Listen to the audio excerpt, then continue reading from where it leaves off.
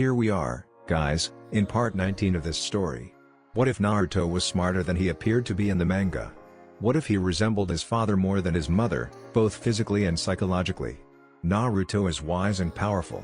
Please remember to like, subscribe, and share with your friends.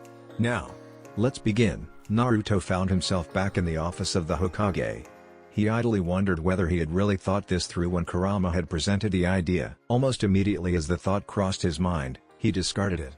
It was plain for all to see that Danzo had intended to keep a close eye on Naruto, to gauge his threat level, whether he could control him or not, directly or indirectly. Of course, Naruto wasn't stupid enough to believe that Danzo would take a direct shot at him. Danzo was called Yami no Shinobi, the Shinobi of Darkness. Because he worked from the shadows, his modus operandi went completely against anyone's ethical guidelines. His father's journal had provided Naruto a deep insight into the workings of Root.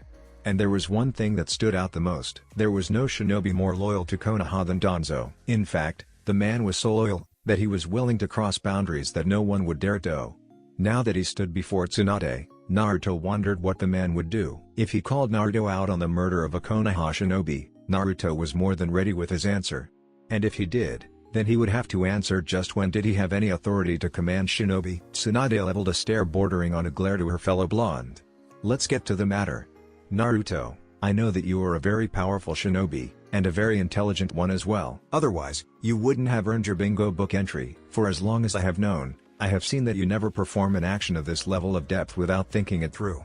So I would really like to hear your reasoning of what made you kill the shinobi on sight. Danzo stepped forward, and Naruto had to commend the man. The tightening around his eyes was the only giveaway that Danzo was a little more than a bit displeased about the turn of events. Hokage-sama, he was immediately silenced, when Tsunade leveled a nasty glare on him. You may only speak when I allow you to.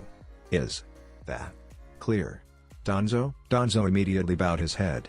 Apologies, Hokage-sama. Her glare receded and she turned back to Naruto. Let's hear your account, Jonin Uzumaki, she prompted. Naruto nodded and out of his mouth came the story that he and Kurama had cooked up. Hokage-sama, you are correct in saying that I don't perform any drastic action without thinking it through, and that will never change. In this case, my reasoning is somewhat like this. Do you know that I have an eidetic memory, Hokage-sama? Tsunade slowly shook her head. I wasn't aware of the fact. It isn't stated in your file. Naruto expanded upon his statement.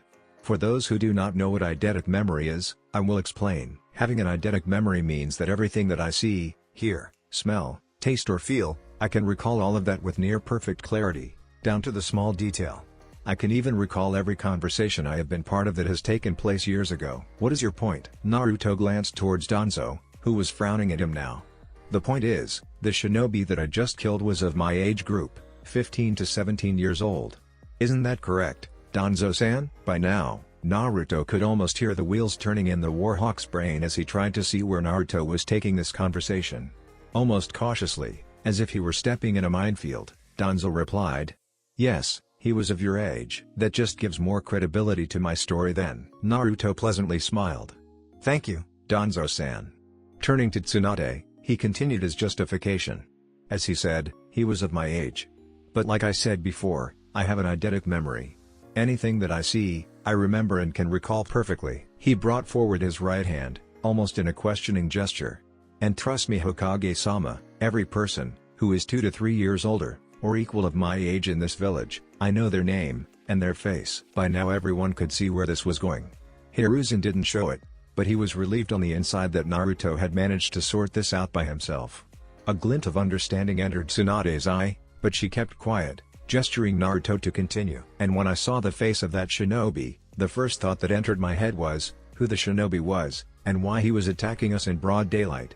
I recalled every face I had seen, and came to a single conclusion: I've never seen this guy before in my life. Naruto's left hand clenched behind his back as he struggled to keep a straight face, because Kurama was full on laughing in his mind. That led to the conclusion that this was a guy that was impersonating a Konoha shinobi, and could be a possible spy. If you suspected him to be a spy, then you should have brought him in for questioning instead of killing him there and then, Tsunade countered reflectively. That was a tricky question, and needed some bullshitting.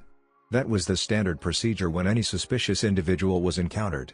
Perhaps some deflection was required? To be honest, Hokage-sama, I was operating on instinct at the time. While anyone my age couldn't have been a spy for long, I was unaware as to what his full capabilities were, whether he had sure means of escaping us or not, which is why I neutralized him before he could make any such attempt. There was a Junjutsu, a curse seal on his tongue that likely prevented him from divulging any secrets. Someone has a lot of dirty secrets to hide, Hokage-sama, he replied, his emphasis on the word clear to all. Everyone in the room flickered their eyes towards Danzo, whose face remained inscrutable as ever. Inside, however, was a different story entirely. He was cursing himself for bringing this matter up in the first place. He had made it pretty clear that Sai was his shinobi, and with Uzumaki revealing the purpose of the seal, it meant that he was subject to a lot of unwanted attention from now on. He was already aware of Hiruzen giving him the stink eye in his peripheral vision. Naruto decided to put a little more heat onto Danzo. He shrugged, of course, I could have removed the seal if I hadn't killed him, and maybe you would have gotten him to talk. But no use crying over spilt milk now, right? Tsunade took a deep breath to gather her thoughts. From what Naruto had told her, it sounded like he had genuinely believed that Sai was a spy. But Tsunade knew it not to be true, for she had been introduced to him only a few hours ago, as Danzo's underling. But what she wasn't aware of was that Sai had a Junjutsu on his tongue to keep him from spilling out unwanted secrets. She still remembered the discussion with the elders. Flashback. It was like a standoff against two opposing sides. Tsunade, Hiruzen and Shizune were sitting against the two elders, with the latter standing. The atmosphere in the room was tense, and Tsunade just wanted to get out of here and get some sake. Dealing with the old codgers was never a pleasant experience. She internally sighed. Oh, how I wish I could just pass on the hat to Naruto now that he's strong enough. But he isn't ready. Not yet. So, what is it this time? The two elders eyed her with disapproval at the lack of her formality, not that she cared. Those two could go die in a pit somewhere and she wouldn't even bat an eye. It's about Uzumaki Naruto. Koharu opened the discussion. Tsunade and Hiruzen didn't say anything, which Homura took as the cue to continue. From now on, don't assign him missions that have the possibility of him running into the Akatsuki, he firmly stated. Tsunade suppressed the urge to admonish the elder harshly for speaking to her like that. Who did he think he was, ordering around the Hokage like that? You know the reason, don't you? Tsunade's eyes flickered to the female elder. She was the worst of the two, always thinking as if the decisions of the elders were absolutely right. Whenever the discussion was about Naruto, these two always talked like Naruto was nothing more than a deterrent to war for the Leaf. They were only concerned about the beast within, not the container, and that pissed her off. Oh yeah, she and her sensei were well aware of what Koharu was implying. Don't send him out of the village or the Akatsuki will get him. She would have snorted if not for the manners that still somehow remained ingrained in her mind. You do realize that Naruto is now a shinobi capable of defeating Jiraiya at his best, right? The eyes of the two elders widened at that, but Koharu once again reminded Tsunade just how stubborn she was. I refuse to believe that. Naruto might be a prodigious shinobi, but defeating Jiraiya is Koppel. Are you accusing my student to be a liar, Koharu? Hiruzen interrupted her with a steely glint in her eyes. Koharu swallowed as she backtracked hastily. And no, Hiruzen. It is just too shocking to believe that a shinobi who has not even reached his physical prime is capable of defeating one of the Sannin. Hiruzen receded his glare. I thought so. Tsunade fought the urge to smirk at the elders. Even retired, Sensei hadn't lost the ability to effectively shut the elders up. She continued, besides, what could we possibly gain by keeping a shinobi of his caliber confined in the village? Koharu spoke again, her voice showing signs of frustration now. By remaining in the village, the Akatsuki had no problems in kidnapping the Kazekage, right from the heart of his village. Tsunade cut her off dryly. Koharu was now visibly gritting her teeth, and that was a good sign in Tsunade's eyes. And they were successful. What makes you think they wouldn't try this again? This time, it was Homura who spoke. Then from now on, make sure he works in a four-man squad with more skilled shinobi, and increase the surveillance on him. Koharu wasted no time by piggybacking on the argument. Furthermore, decrease the amount of missions assigned to him as much as possible, and limit the scope of his activities. If possible, don't let him leave the village at all. Tsunade narrowed her eyes at the old bat. You know what my answer is. Both the elders truly looked as if they were exhausted by explaining to her that their point of view was absolutely right. Tsunade, Naruto is not an ordinary kid. He's a Jinchuriki. Don't. Tsunade spoke right after her, fury shining in her eyes. Raise your voice when speaking to me. To enforce her statement, she leveled a healthy amount of killing intent at the elders. Once they looked properly scared, she continued. I am the Hokage and you will treat me as such. Call me by my first name again and I will revoke your authority as village elders. She stared them in the eye, increasing the amount of killing intent until it was almost suffocating. They nodded hurriedly, and she dropped the killing intent slowly. She won't allow them to push her around like they did to her sensei. Taking a deep breath to abate her anger for the moment, she resumed speaking. As to your suggestion, I can say with absolute certainty that currently, Naruto is the most powerful shinobi in this village. Do you expect people weaker than him to protect him? Tsunade glared at the elders, getting frustrated by the second. He will operate in a 4-man cell anyways. And I won't keep him confined in the village. He is one of the very few, no, the only ninja in our village who can kill Akatsuki members without risking much of his life. You know the power of Hiraishin, don't you? The elders and her were locked in a glaring contest, until Homer aside. If he does get taken, what will you do? Tsunade didn't even hesitate for a moment before giving her answer. Naruto won't be beaten. But if it does get to that, then I will put my life on the line as the Hokage. Tsunade had a triumphant glint in her eye when she saw that the elders looked defeated. She was about to declare the meeting over when Koharu spoke up once more, a cunning glint in her eyes. But, in exchange for your conditions, you will use the shinobi that we select in order to complete their 4-man cell. Tsunade had a bad feeling about what she was about to hear next. She already had a person in mind to fill the incomplete squad, but she had to listen to the elders at least sometimes. Otherwise, they would keep hounding her until she gave in. Any and all sense of triumph left her in a sigh. Fine, come in, Danzo. Flashback end. Long story short, Danzo had put forward Sai, someone he claimed to have personally trained. While there was no mention that he was from Root, Tsunade knew better than to fish around. With Kakashi incapacitated, she also had to look for another leader for the team. But now wasn't the time for that. Naruto's account tells me that he genuinely believed that Danzo's suggested shinobi Sai was a spy in the village. Naruto, you're free to go. But don't repeat this action in the future, Tsunade warned him. Danzo stepped forward, his eyes showing frustration. Hokage-sama, are you really going to let him off with a slap on the wrist? He murdered my subordinate. Naruto frowned, then refuted the claim calmly. Murder is premeditated. But, a sly glint came in his eye as he eyed the elder. I wonder just why would you put a Junjutsu on your own subordinate, Danzo-san? Then his eyes narrowed, and his voice turned suspicious. Maybe you just didn't want him divulging the secrets that Root still exists? The question was more than enough to calm Danzo down. Root was disbanded years ago due to Sandaime's orders, Uzumaki-san. He was simply someone I trained to be one of my personal guard. All the people in the room except the elders collectively held back a snort. Only one thought went through their heads. That is the biggest load of horse shit I've heard. Naruto flippantly shrugged. Whatever you say. He then turned to Tsunade. Any further orders, Hokage-sama? Tsunade frowned and nodded. Yes, you are to meet your new teammates in half an hour, in front of Training Ground 7. I'll pass along any further details relating to the leadership of the team. Don't be late. Naruto nodded sharply. Hi, Hokage-sama. Making a half-ram, he was gone in a sunshine. Tsunade finally let the wide smile she had been holding back for the entire meeting blossom on her face. Well, this was a very upsetting turn of events, she said, not sounding upset at all. The elders especially looked crestfallen. Before anyone could speak, Tsunade did.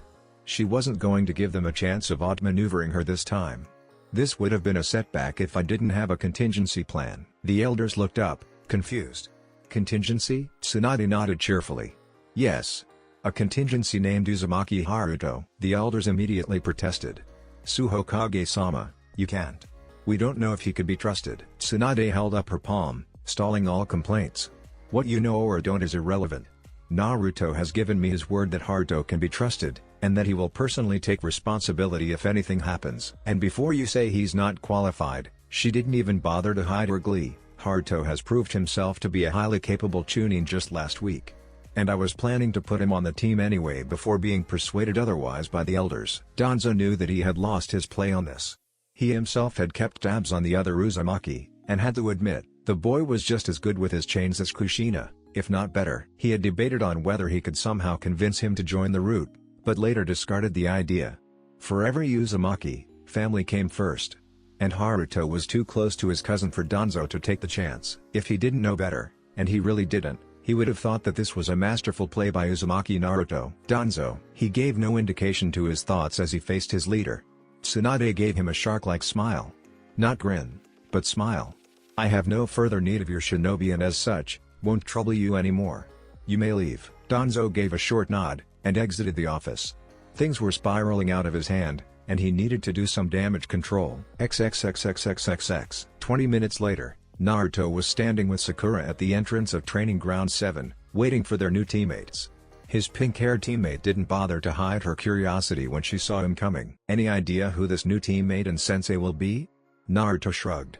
"I have no idea as well." They both stood in silence for a few moments, after which Naruto quietly spoke up, cautious and a bit hesitant. "Listen, about what happened in Tsunade's office earlier." Sakura cut him off with a shake of her head.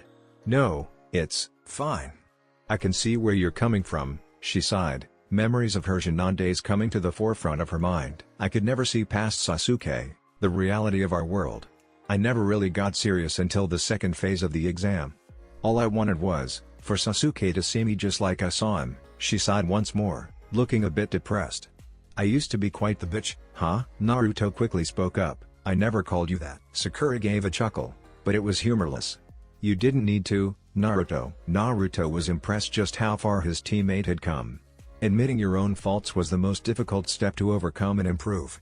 It was basically taking a shot at your ego and pride, and making sure they crumble to pieces before you begin to repair them. Sakura shook off the thoughts. "Well, I don't ever want to think back to those days if I can help it. I completely understand." Once more, silence reigned for a few moments, and once more, Naruto couldn't help himself. But this time, it was a deceptively innocent start to his conversation. "So, I never got the chance to talk to either of you, but..." He leaned in with a sly look in his eyes. "Did you have a good time with my cousin?" The reaction was priceless. Sakura choked on air, and her face flushed deep red. As he patted her back, Naruto couldn't understand whether it was because she was choking, or whether she misinterpreted his words, or he had hit the bullseye. As she leveled out, she fiercely glared at him. "What the hell are you talking about? We did nothing of that sort." Naruto gave a Cheshire grin at that. This was too good to pass up. "Whenever did I say anything about that?" Her face heated up even more, and Naruto pushed a bit more. My, already imagining yourself in those situations with my cousin, Sakura? You naughty girl." He leaned back to avoid the smack to the back of his head. "Hey! I was kidding." Sakura was still blushing, and Naruto could actually see her veins on the back of her fist as she waved at him threateningly. "Would you seriously stop? Or by your advice, I'm liable to beat you up." Naruto raised his hands in surrender. "Whatever you say. I was just wondering whether you and he had a good time when you were showing him around Konoha." Naruto didn't know whether it was possible, but Sakura's blush could have rivaled Hinata's when they were Genin. At once, the anger drained out of her and embarrassment took its place. "Oh." Naruto let her stew in her embarrassment for a while. "So, did you have a good time?" Sakura nodded, not looking at him. "Your cousin is really nice." Naruto smiled at her acceptance. Knowing him, he must have asked you out on a date. Sakura's head whipped so fast, Naruto heard a crack in her neck. How do you know about that?" Naruto gave her a dry look. "He's my cousin, Sakura." She gaped at him for a moment before sighing defeatedly. "I guess he is. So you accepted?" Sakura huffed, crossing her arms and looking the other way. "Bibaka. Who the hell asks a complete stranger out after just meeting them?" But Naruto could see the pink on her cheek. Smirking, he looked up to the sky. It was obvious that Sakura clearly held some attraction towards his cousin. It was only a matter of time. "My cousin is not the one to give up, Sakura. Jiraiya saw to that." Soon, Naruto felt two chakra signatures closing on their position. He grinned when he recognized one of them. The other one was distinctively unfamiliar. Two people appeared in front of them. One was Haruto wearing a Chunin vest over a standard uniform, his headband wrapped around his forehead, and the other was a relatively normal-looking man with a Jonin vest. Naruto closely observed the latter, who was supposed to be Kakashi's replacement. He had ordinary features, brown spiky hair, cold black diamond-shaped eyes. Stretching his senses, he tried to get a feel for this man's chakra. It was high Jonin level, highly refined, and extremely calm, and since he was standing in such close proximity, Naruto could even tell the natural affinities of the person, earth and water. And yet there's something more, for as long as he had been a censor, Naruto could feel other people's natural affinities if he concentrated hard enough. The presence of more than one affinity pointed to the presence of a bloodline limit. Not only that, but the strength of both the affinities of this man was unusually high. Usually, when a person has two affinities, one is always comparatively weaker than the other. Except for himself and this guy. He was a special case.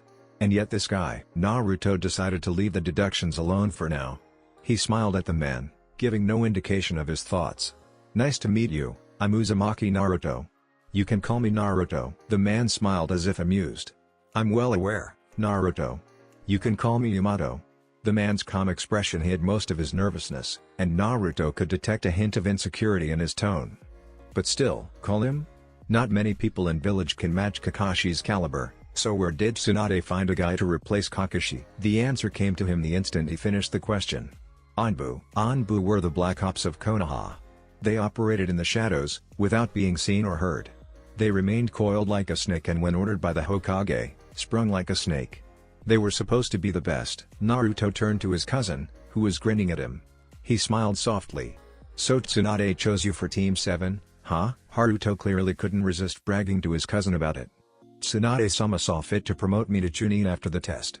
She said that she was considering putting me on your team, but then someone had already claimed it. Now that he's gone, she put me back." Naruto nodded, proud of his cousin. "Good for you." Haruto then turned to Sakura, whose cheeks had reddened once again. "Oh, Sakura. How are you today?" But not every girl was shy as Hinata. Sakura smiled back at Haruto, once she had gotten her bearings. "I'm good, Haruto. How about you?" The redhead looked positively delightful that Sakura wanted to talk to him. "Yeah, I'm good. Being on a team with my cousin and you is sure gonna be fun." Naruto eyed the jonin beside him, and saw him calmly observing the interaction. He wasn't even looking awkward, which usually what people feel when they are not part of a conversation. In fact, he looked as if he approved the fact that all the members of the team knew each other. With Haruto looking as if he wasn't going to stop chatting with Sakura anytime soon and Sakura should realize it's her fault as well, Naruto knew it was time to step in. "Alright you two, that's enough socializing for now." Seeing his serious expression, Sakura adopted one as well as she stood straighter. Haruto only lessened his grin to an easygoing smile before standing at ease. Seeing both of them paying attention, Yamato spoke up. "First off, let's get one thing clear. You may be thinking that I'm the leader of the team, but that's only partially true." Seeing Sakura and Haruto's perplexed expression, he clarified. "Usually, the uppermost rank in the team gets leadership. However, due to his jonin rank, Naruto automatically gets a say in team dynamics. To be simple, Naruto and I will be sharing the leadership position among us." Sakura nodded sharply, while Haruto frowned a little, but nodded at last. Yamato continued, "You will take orders from both of us, depending on who is present with you. As for the mission, we assemble in front of the gate in 1 hour. We are heading to the Tenchi Bridge. We intercept the spy, and bring him in for questioning." The others nodded. Yamato dismissed them, letting them go in order to pack their supplies. Naruto immediately flashed back home, leaving Haruto and Sakura. The former had eyebrows raised, wondering just what put his cousin in such a hurry. "Well," he broke the silence, "you heard the boss. See you at the gate." With a ram sign, he disappeared into a sunshine. Sakura sighed as she turned and took to the roofs. "I really need to learn the Sunshine no Jutsu. XXXXXXX." Naruto arrived in his home and kicked off his sandals, going straight to his study. He took the large, travel scroll leaning against the wall in the corner of his study and spread it open. Pressing his palm against one of the kanji, he pushed chakra into it. In a small puff of smoke, a normal-sized scroll came out. He tucked the scroll into a belt loop and closed up the larger one. His organizational system was rather simple, no need to gather and pack up supplies for every mission if you can just keep a scroll prepared beforehand. When the time comes, just grab the scroll and be on your way. "God bless Fuinjutsu," he murmured sagely as he placed the scroll back in its place. Exiting his study, he locked it and went straight to the kitchen. Temari was at the stove, flipping a pancake and humming a tune. She was wearing a loose shorts and t-shirt. Naruto smiled and came up behind her, wrapping his arms around her waist. "Hey!" Temari smiled as she leaned back against his chest. "Hey! Going on a mission?" Naruto sighed. He knew he was addicted to his wife's touch, and it made it difficult to let go at times like these. "Yeah. Pretty important one." "Oh?" Temari absently asked as she put the pancake in a plate. "It's S rank." Temari froze just as she was about to pick up her plate. Then she turned around with a grim look. "Akatsuki?" Naruto frowned a little. "Technically no, but yeah. It could be." She put her hands around his neck and drew him into a hug.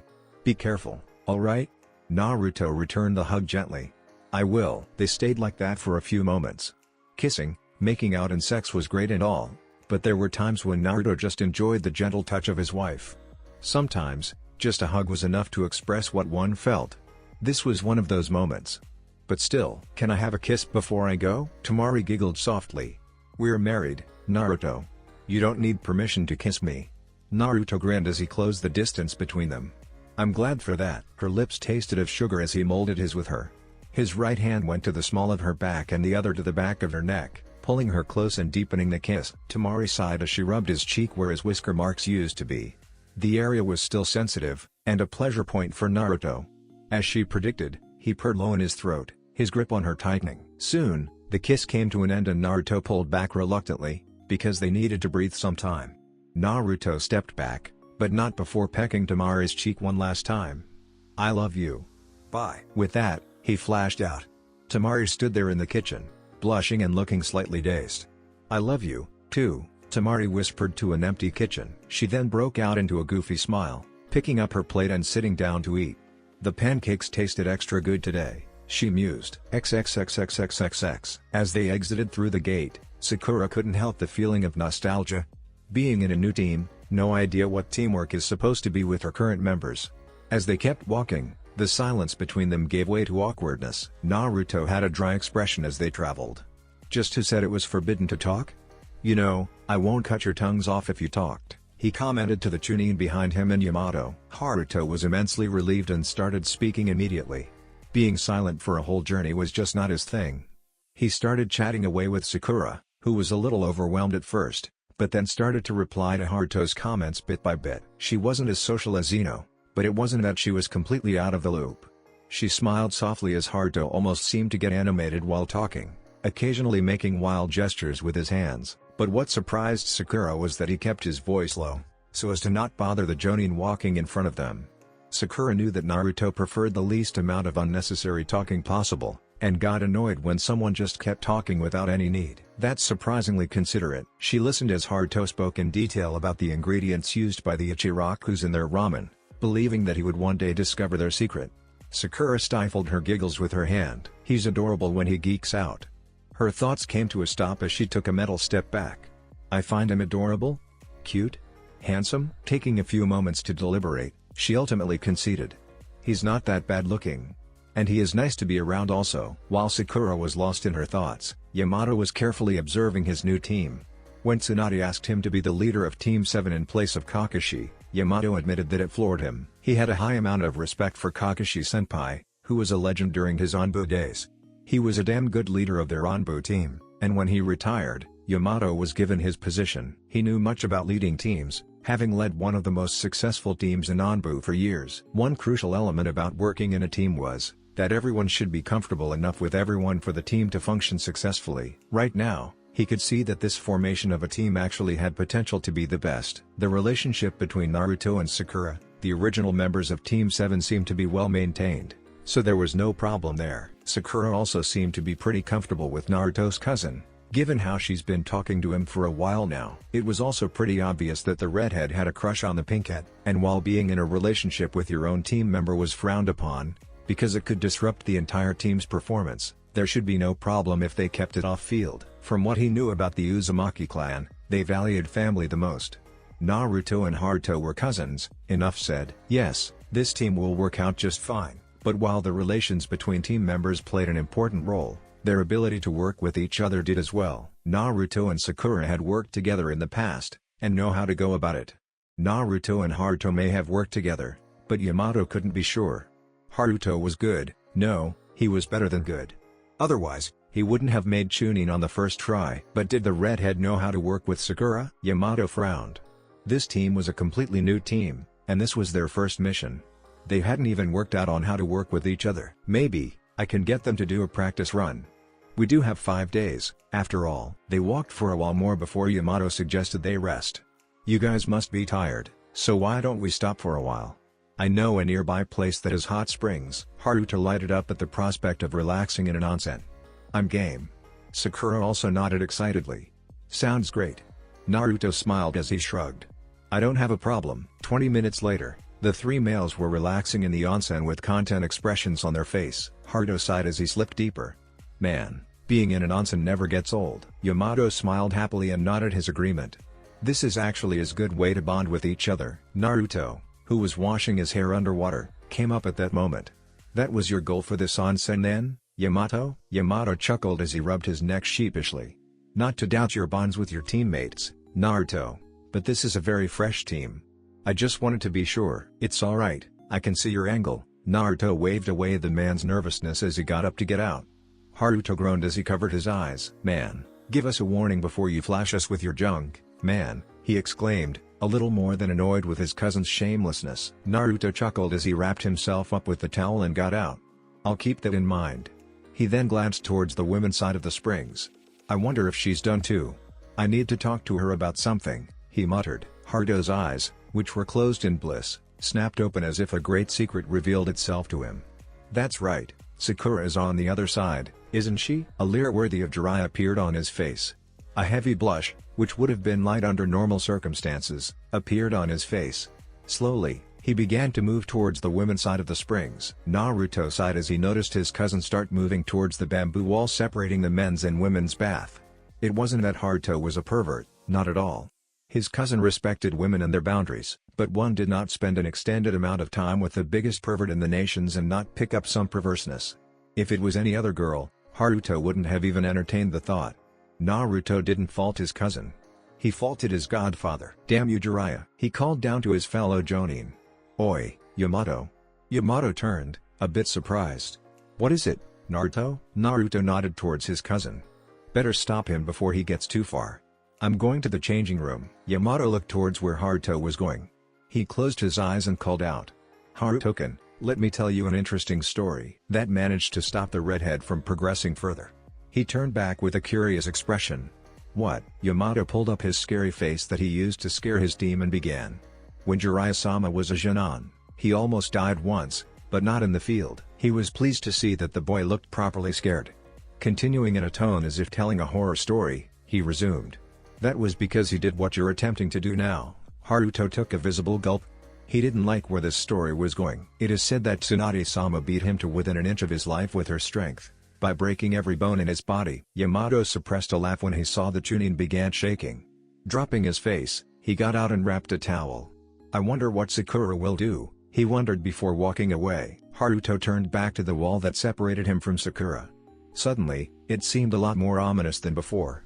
There were two options before him now, take a risk and hopefully see some goods, or get caught and get his bones broken. Yeah, right.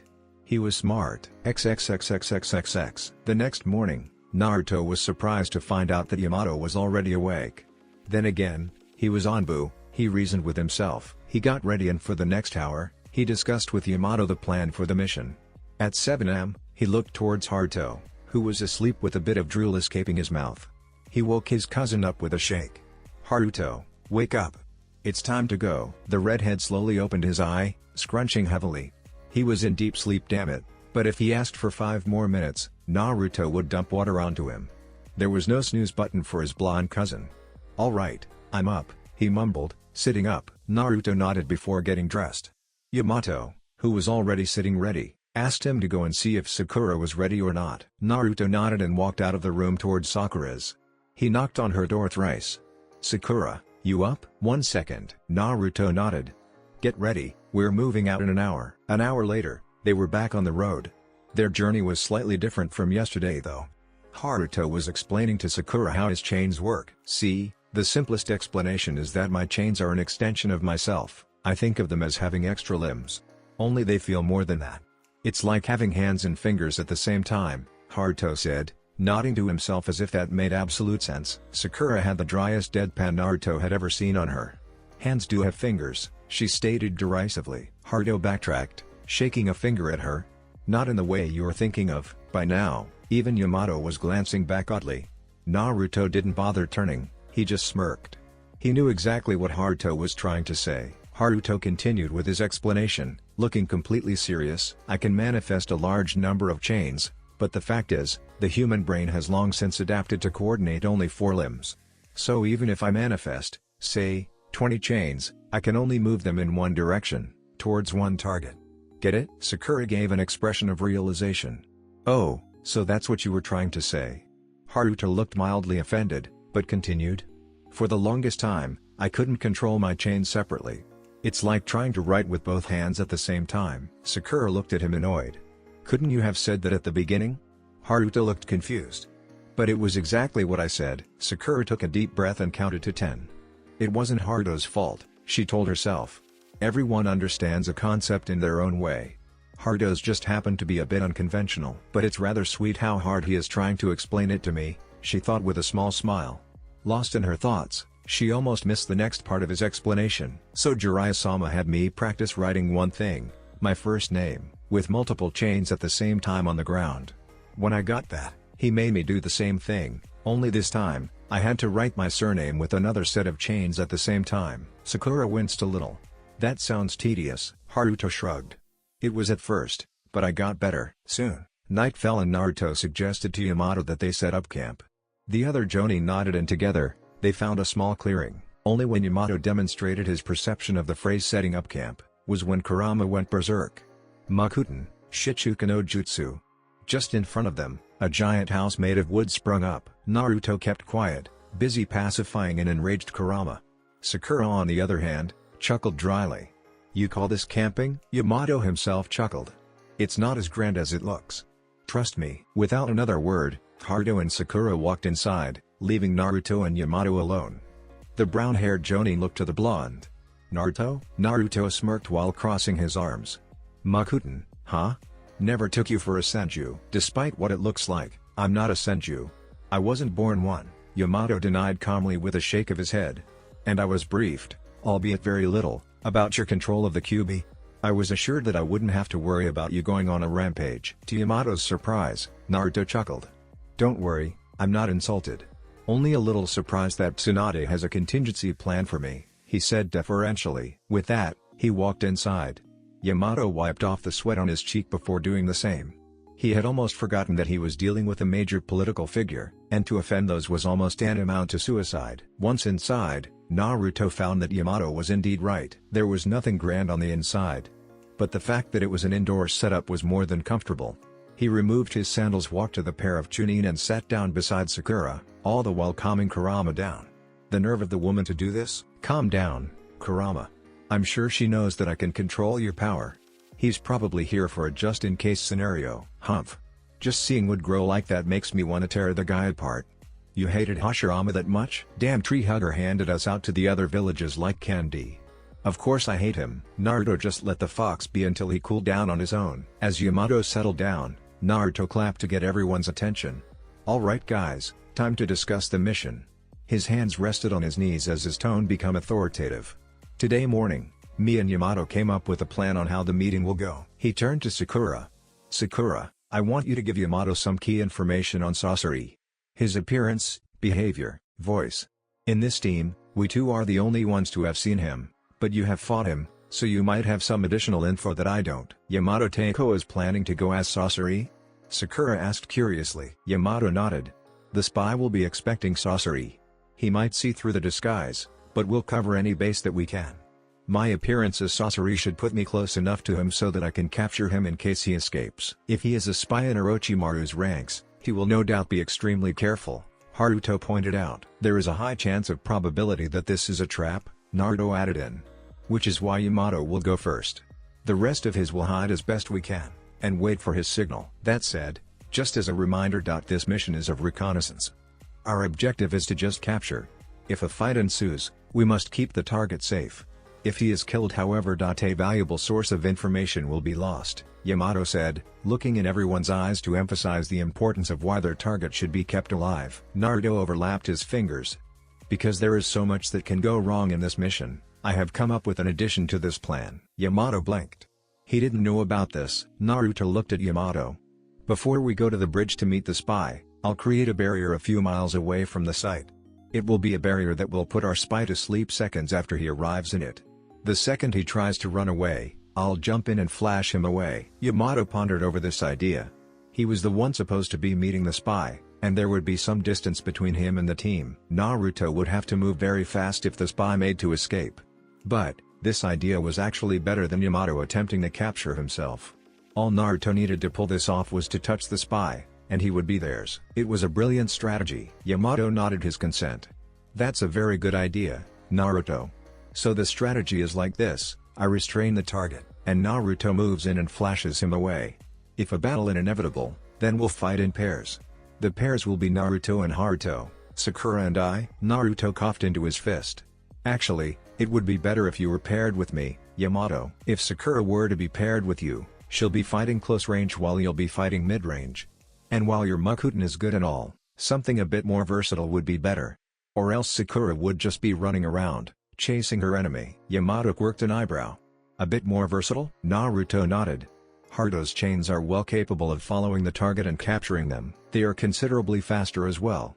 Binding the opponent with his chains will give Sakura an easier time to knock them out or kill them. You and me on the other hand, are capable of fighting bait and lure. You and me are comparatively faster than them as well." Yamato was starting to think that Naruto should have been made the leader of this team. His ability to take into account his teammates' abilities and strategize accordingly was commendable. Not only that, but his skills as a SEAL master were very handy in a mission. He was starting to see why Yondaime favored the Hiraishin so heavily. Its battle applications were astounding. But Sakura pointed out an important flaw in their planning. "That is good and all, but we've never fought together before. Knowing about one's skills is one thing, but working with them is completely different." Yamato nodded with approval. "Well spotted, Sakura. To counter that, we'll perform a simulation tomorrow, let each other get a feel of our abilities. It's a bit out of the norm for the normal forces, but new Anbu teams often do this to enhance their teamwork capabilities." Naruto sighed as Yamato ordered everyone to sleep. He put his hands behind his head and closed his eyes. He missed his wife clinging to him. "Jiraiya would be serious, proud and angry with your drifting thoughts." Kurama snickered in his mind. Naruto mentally grumbled. "Shut up, man." XXXXXXX. "Excellent capture, Haruto." "Naruto," Yamato said as he rubbed his wrists. "Those chains were really hard and tight." Naruto fist bumped the redhead as Sakura smiled behind them. Her abilities were not really suited for capture as much as they were for breaking the bodies of enemies. Haruto pointed out to his cousin. "You know, that shadow clone decoy was a pretty swell idea. You and Sakura were pretty good at keeping him from moving too much." Naruto smiled and patted his clothes to remove any dust. "Yeah, but I won't be with you next time. You can get a bit more creative with those chains of yours, you know." Haruto rubbed the back of his neck. "I didn't want to accidentally maim you instead of the enemy." Naruto chuckled. "See that you don't. I might be fast enough to dodge your chains, but Sakura isn't." Sakura nervously chuckled at how flippantly hinted the consequences should Haruto miss. "You wouldn't do that, right?" Haruto immediately shook his head. "Oh no, Sakura. I promise not to maim you." Naruto inwardly chuckled at his cousin's behavior. "All right, prepare to move out. We will reach our destination tomorrow before noon. If we miss the time, this mission will be a complete failure," Yamato ordered everyone. They set out and by night, they repeated the routine of the previous night. As soon as dawn came, they hit the road fast and arrived at their destination with time to spare. Tenchi Bridge. For a few minutes they just spent time staring at the bridge, thoughts of what they were about to encounter entering their minds. It was like someone had flipped a switch. 1 second, they were cheerfully talking to each other while hopping on trees. The other they all shut up as if they had entered a completely different atmosphere. "Well," Naruto broke the silence, "we better decide our positions." He turned around to face the two Chunin. "All right, this is what's going to happen. First, we find good spots to hide. And by that, I mean hide good. Suppress your chakra as low as you can. Second, Sakura, you give Yamato the information he needs to masquerade as Sasori. Third, we wait. Is that clear?" "Hi." Naruto turned around to face Yamato. "We have 2 more hours to go. I'll go and set up the barrier. Shouldn't take more than 5 minutes. You hold my spot for the time." Yamato nodded, and with that, Naruto went back to the way they came from. After being sure that they were quite a few miles away, Naruto stopped. This should be far enough. He took out his sealing supplies and set to work. He created 4 tags, each with a different kanji symbol on them. He spread in a square position, each tag almost 5 feet away from the other. He took out one of his special kunai and threw it down, burying it in the grass. Inspecting the positions one more time, he nodded to himself. He took a few steps back and faced the formation. This was a delicate piece of Fuinjutsu that was created by his late clan, and required him to be extremely precise. Dog Birox Horse Snake Ram. Uzumaki Fuinjutsu, Shujin no Shoheki. A light blue, transparent pyramid came into existence, reaching up to Naruto's chest. Naruto breathed out in relief upon seeing his success. This barrier was a true masterpiece of the Uzumaki clan. This barrier was designed such that it will influence the hypothalamus's control center that controls sleep. Not only that, but as long as the person remains inside the barrier, The barrier will power itself by the person's chakra. After being activated, the initially amount of chakra will uphold the barrier until the prisoner is inside. Once their spy is in this barrier, the barrier will immediately start sucking out the chakra. Properly panicking, he would attempt to escape, but the catch was that if a jutsu were to be used, the rate of suction of chakra will increase drastically, weakening their spy. It will keep sucking chakra until the person is asleep. After that, the barrier will only suck out chakra at intervals. It's almost like saying that the barrier has a life of its own. As of now, the preparations are over.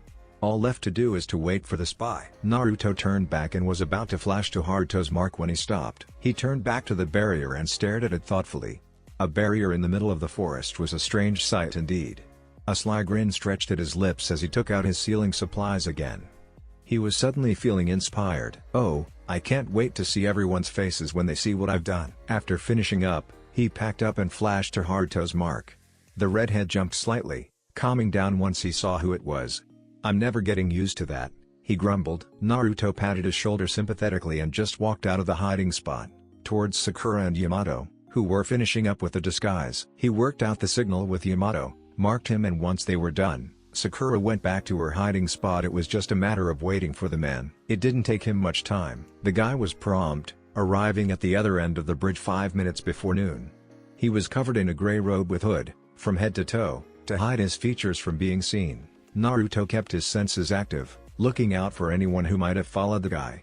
Putting his finger on the ground, he pushed further, and came up with a result that made him frown. Now that I see, this chakra signature feels awfully familiar. And our spy has a shadow. Also, there was a certain blur on his radar, close to the other side of the bridge, but far enough to remain out of sight. Naruto pursed his lips and thought. A blur was a phenomenon when someone was using a high-level camouflage. Jiraiya had explained it to him. Whenever Naruto attempted to sense Jiraiya under the invisibility jutsu, he came up with a blur. Not good enough to identify, but enough to spot. However, if Naruto knew the feel of the chakra of the blur, he could venture a guess. It came to him in a flash. He cursed mentally. Damn, I knew this was a trap. The spy is none other than Kabuto. Putting the revelation aside, for it was too late to warn Yamato, he focused on the blur. The feeling was distorted, which was to be expected. And whoever it was perfectly calm, so there was no turmoil in his chakra. Nothing that could give a hint to Naruto, which Naruto was thankful for since it gave him a clue as to who it could be. Obviously, anyone who can disguise themselves in a blur to a sensor as skilled as him, was highly dangerous. Someone from the Sound Village who was skilled enough to dupe sensory types. That only meant one thing, it could be anyone. Most probably, it is someone who Orochimaru sent to follow the guy to see where he was going. It could be a natural ability, knowing how much that bastard loves to experiment with various abilities. Or it could be a really skilled ninja. Naruto stopped sensing and suppressed his chakra as much as he could. For all he knew, the person could be a sensor. He watched in silence as Yamato made contact, and Kabuto shifted so his face was visible to their side. He could only imagine Sakura's surprise on the other side of the road. He used his keen sense of hearing to hear the conversation. Were you followed? Yamato asked in the rough, dark voice of the puppeteer. No, it's safe, Kabuto firmly replied. How are you? Somewhat distorted after being released from that jutsu. Even now, occasionally, it's a bit overwhelming, Kabuto answered. On the sidelines, Sakura whispered to herself nervously. Kabuto was the Akatsuki spy all along? Haruto was equally apprehensive. I don't know who this guy is, but judging from your reaction, he's someone you knew before? Sakura grimly nodded. I did. And now I'm starting to think that Naruto might be right. This is a trap. A hand on her shoulder made her look into Haruto's eyes. He was very serious. Trap or not, we cannot back out now. We have to see this through to the end. Sakura nodded and turned back to the bridge. Yamato knew that he couldn't afford to waste time. I have questions. I'm rather short on time, so please be quick about it. I've risked my life from Orochimaru to get here without letting him know, Kabuto reasoned. Tell me the location of your hideout and Uchiha Sasuke. Yamato decided. Naruto fought the urge to slap his forehead. Freaking son of a, can he be any more obvious? Kabuto was silent for a few moments, thinking over his answer. Right now, we're in a hideout on a small island on a lake to the north. We will move in 3 days. Uchiha Sasuke is there as well. Kabuto looked around nervously. Sasori-sama, about the task you ordered me to do. Crap, I don't know what he's talking about. Yamato sweated in his disguise. Even after his reincarnation, Orochimaru uses a jutsu to apply a protector to the cellular specimens from his discarded body, and therefore I was unable to analyze the cellular data, Kabuto explained, supposedly about the task Sasori had him do. I see. He really did not. He's taking things carefully. Almost too carefully, Haruto whispered to Sakura. Being overcautious is better in this case, isn't it? Haruto shook his head minutely, eyes never moving from the two figures on the bridge. If he ends up being too careful, he risks arousing suspicion. That might complicate things, he explained, tips from when he was traveling with Jiraiya coming to mind. Back on the bridge, Kabuto started fidgeting. So please give me the object we talked about, as I can't stay any longer. I'll be killed if Orochimaru finds out, he muttered nervously. Very well, Yamato agreed, silently reaching for a kunai. But before he could move, he and Kabuto both froze with expressions of shock as Orochimaru appeared behind the silver-haired nin, a vaguely amused look on his face. A snake wrapped around Kabuto, as Orochimaru chuckled. Very interesting conversation. Mind if I join in? Naruto vehemently cursed inside his head. I knew it was almost too good to be true. Bastard was listening in on the conversation. Kabuto acted quickly, the cloak flying in the air as he escaped and backed off with Yamato. I almost didn't make it in time, but thanks to you taking out that kunai, Sasori-sama, I was. Something struck out as odd to Naruto. Hang on. Only 3 years ago, this guy was as loyal as a dog to Orochimaru. Why would he switch sides? Something isn't adding up here. There's no way a guy like Orochimaru would be fooled for so long by a spy. What the hell is going on? On the bridge, Yamato breathed a sigh of relief. Thanks to that amazing coincidence, he misunderstood my action. He doesn't seem to have seen through the disguise yet. Yamato gulped as his eyes narrowed in thought. Now that Orochimaru's here though, what should I do? That outfit, it reminds me of the old days, Sasori, Orochimaru stated in a slightly nostalgic tone. You followed him here? Yamato asked, trying to buy some time. The Sannin smirked cruelly. Don't be so rude. I just wanted to thank you for sending me the boy. I was able to make such good use of him.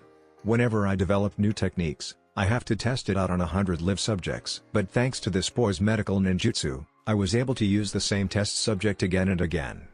Orochimaru smirked, his eyes never shifting from Yamato's disguised form. I had been running a bit low, you see. Naruto's eyes narrowed. In his position, Yamato won't be able to give me the signal. I would have to act on my own. If I have to act, I have to wait for an opening. Yamato on the other hand, was contemplating his move. Damn, there's no way I can stand against Orochimaru on my own. Even with Kabuto, my fighting style will give me away. And as I am, I can't signal Naruto to move in. I hope he spots an opening and moves in, otherwise I'll be forced to give myself away. Naruto saw Kabuto activate a chakra scalpel, and raise his hand high. Alright, let's go. Yamato, who was observing Kabuto closely, almost didn't react in time when Kabuto swung towards him, only for a hand to grip his wrist, an inch away from Sasori. Even Kabuto couldn't hide his expression of sheer shock when he found out who the owner of the hand was. Naruto wasted no time in slapping a palm on the medic's chest and teleporting him away into the barrier. Naruto just couldn't resist a smirk upon seeing Orochimaru's stupefied reaction to his spy being whisked away like that. The guy blinked dumbly at him, as if he couldn't even comprehend what just happened. Naruto allowed his smirk to grow into a vicious grin. Mission accomplished. If Naruto had to describe his position right now, he would describe it as being remarkably similar to those cliché cowboy movies that Temari once had a liking for. Standing on a bridge, facing down a notorious villain, with breeze blowing every now and then with the ominous creaking of the wood of the bridge. Naruto almost shivered in excitement. He knew the mission's parameters, but the thrill of a damn good fight was calling to him. The dumb look on Orochimaru was gone in a split second, replaced by one of barely restrained fury.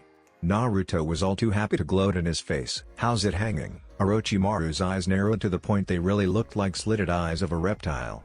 What did you do? Wow, Naruto had to give the guy props. He was so obsessed with snakes he almost perfectly managed to copy the way they hissed with a normal human tongue. Naruto gave a small shrug. Oh nothing, just whisked him away. We have a few questions we think he might know the answers to. A cold smirk appeared on the Sannin's face. Kabuto will not break. Then you clearly don't know Ibiki or Yamanaka Inoiki as well as you think. Naruto spread his arms slightly away from his thighs, an expression of mock hurt aimed towards Orochimaru. You know, I at least expected a nice greeting. You are the most polite of the Sannin. I'm actually disappointed. Orochimaru just glared at the blonde. He was not anticipating that Kabuto would be captured so easily. Then again, almost anything was possible with Iraishin no Jutsu. He knew how Kabuto worked for Danzo before he did for Sasori, and for Sasori before himself. He dare say Kabuto was the best spy in all of the elemental nations, for he was never once suspected of working for another party. To be honest, Orochimaru was plain curious when Kabuto told him he was supposed to meet Sasori at the bridge. Of course, it wasn't as if Orochimaru was going to just sit and do nothing. Betraying Akatsuki hadn't gone well for him, and now those bastards were after him just as much they were after the Jinchuriki, if not more. It wasn't as if this was an inconvenience. Akatsuki was never able to find out where his bases were. It was just plain annoying and a sting to his pride that he, one of the Sannin, had to resort to hiding. He would never admit to anyone but himself, but he was no match for Akatsuki's leader. Which was why, he saw this as the perfect opportunity to kill his old partner and put a dent in the organization. Sasori's death meant the loss of a precious spy network for the Akatsuki, and it would make their work much harder to find anyone. So he tagged along. He knew just how to beat his old partner, and he had been itching for a fight for quite a while now. Therefore, it stood to reason as to why he was completely caught off guard. He wasn't expecting Namikaze to suddenly appear and teleport his spy away. The fact that Sasori had yet to do anything meant he wasn't Sasori at all. Why don't you drop the disguise? It's clear that you are working with Naruto-kun here. And call those rats out. They're not really hiding. Naruto heard the wood falling apart behind him, and a flicker of surprise passed through Orochimaru's eyes. Yamato came to stand beside him, his left arm giving a signal to Sakura and Haruto. The two jumped out of their hiding places and landed behind the two Jonin. Orochimaru smirked as his gaze landed upon Haruto. Oh? I don't know there was another red-headed Uzumaki alive. My congratulations to you for finding a member of your long-lost clan, Naruto-kun, he said with a tip of his head, a knowing glint in his eyes. Naruto had to give the guy credit. Orochimaru was the only person who could be this polite and condescending at the same time. Then his brain caught up to the words. Another red-headed Uzumaki? Another? Does he know of another Uzumaki, or is he just talking about my Kasan? Deciding to put a pin on it for now, he stood straight. Thanks, now if you'll excuse us, we'll be on our way. Orochimaru's smirk widened. Now, why are you in such a hurry? We have met after 3 long years, after all. The air suddenly saturated with heavy killing intent. Everyone stiffened up, except for Orochimaru. He was still standing in that deceptively open stance. Naruto weighed his options. On one hand, if his team grabbed onto him, he could whisk them away before Orochimaru closed the distance between them. But on the other hand, this was a good opportunity to try and get some info out of the Sannin. Naruto kept his voice light. Sure. What do you want to talk about? That infuriating smirk remained on the snake's face. Don't you want to inquire about the well-being of your former teammate? Pretty sure he's doing just fine, Naruto returned. And how would you know that? Naruto smirked. Now that is somewhat of a long answer. I really should get going now though. Why, I never thought you would be so afraid of me, Naruto-kun. And didn't he look just delighted when he said it? Naruto took a step back. It's not that I'm afraid. You just haven't given me anything that could make me stay here any longer. Inside though, his brain would running at speeds that would put the Hiraishin to shame. This could be a really good opportunity to kill the guy. Orochimaru's demise would at least make Sasuke think a little about returning to Konoha. Plus, there was a possibility that if he pressed the Sannin hard enough, he would eventually go running back to his hole. With a nice, pretty tracking seal on him, Yamato whispered to him. Naruto, we should move. Orochimaru outright grinned. Please don't listen to him, Naruto-kun. I'm extremely interested in finding out how my former teammate trained you in these 3 years. The killing intent hadn't reduced at all. Naruto was sure that Haruto and Sakura were sweating by now. And he had a feeling as to what was going to happen in the next few moments. Orochimaru wasn't a guy who took no for an answer. Naruto made a show of shuddering. Thanks, but no thanks. Your interest in guys younger than you is extremely disturbing to me. And I'm already married. As he was saying it, he made motions with his left hand so the others could see. Fall back. The Sannin's eye twitched a little, but the grin remained. Looks like I'll have to persuade you. He lauded the reaction of his teammates. They jumped back as soon as Orochimaru closed the distance between him and Naruto, a fist heading right at his face. But Naruto was faster, his left hand coming up in a perfect block. Orochimaru didn't falter at all, and brought up his knee in an attempt to knock the wind out of him. Naruto used his right hand to slow the knee, as well as pushing himself off it and putting some distance between him and Orochimaru. The Sannin made the mistake of flickering his eyes to the seal that now adorned his thigh. Naruto was already behind him, landing a wicked 540 kick to the side of the Sannin's head, sending him flying right from the side of the bridge and down. Naruto didn't waste time following him. The force behind that kick would have snapped the neck of most of the shinobi. But Jiraiya had told him that Orochimaru was one slippery bastard. He was right. Orochimaru had just finished setting his neck in place when Naruto was upon him. Orochimaru blocked the kick, and they settled in a furious bout of taijutsu. The Sannin looked gleeful even as he avoided the attacks more narrowly than he liked. Excellent, Naruto-kun. Your speed surprises me even now. Naruto dropped low, then spun on his hand to land a kick on the side of the Sannin's knee. The fact that you're surprised means you're slipping. Looks like someone hasn't been keeping up with their training. The kick caused Orochimaru to dissolve into mud. Naruto narrowed his eyes, then spun around to catch a sword heading for his head. Oh, I've been training just fine. Orochimaru grinned as blood dripped from Naruto's hand from catching the Kusanagi. With the Kyuubi inside him, he won't die, but he would slow down just enough for Orochimaru to land a critical strike. But the Sannin's eyes widened and he barely jumped back in time before Naruto exploded. The shockwave launched him back, and he flipped to land on his feet. The landing would have been perfect had Naruto not flashed right beside him and cut his arm off. Orochimaru let out a shout that was more of surprise than pain. Thankfully, it was his left arm. The Kusanagi was still clutched in his right. Naruto gave no quarter. He let loose a couple of shuriken, and just for assurance, added something on top of that. Kage Shuriken no Jutsu, 5 shuriken turned into 50, and they peppered Orochimaru's body until he resembled one of those wooden targets Naruto used to practice on when he was particularly frustrated by something. The Sannin fell over onto his back, an expression of shock on his face. By all accounts, the man should be dead due to how deep the shuriken were buried, but Orochimaru once again proved him wrong. Naruto began moving as soon as he saw the man's mouth moving, because the mouth of a corpse shouldn't be moving at all. Dog bird, futon, kaze no ken. He began charging his right fist with wind chakra, waiting for just the right moment. In a disgusting way that completely ruined the possibility of him eating any food for the next few hours, Orochimaru climbed out of the mouth. First came the hands, spreading the mouth impossibly wide. Then came the head, covered in fluids that Naruto really didn't care to know about. Just as enough of his body came out to be a sure target, Naruto punched forward with all his strength. Orochimaru lifted his head up, a mocking grin on his face. Just kid. He wasn't allowed to finish his sentence, as highly compressed wind flew at him and right through him, creating a gaping hole in the middle of his body. His expression became amusingly identical to that of the corpse he just came out of. Naruto smirked. Spit out another body. I dare you. Orochimaru scowled heavily, and proceeded to do just that. However, this time, there were no theatrics as he practically jumped out of the mouth, missing the wind by a hair's breadth. Naruto whistled as he leapt away. You have got to be the most disgusting motherfucker I've had the displeasure of meeting. Orochimaru just chuckled as he continued to swing the Kusanagi against Naruto, who parried it with wind chakra-laced kunai. You are more crass than that fool Jiraiya, and that's saying something. Naruto moved in for a stab, and wasn't surprised when Orochimaru literally bent his body out of the way as if there were no bones inside him. Oh yeah? How did 3 years with your favorite boy toy go for you? Did he give monosyllabic answers for everything? Up on the bridge, the remaining team was closely observing the battle.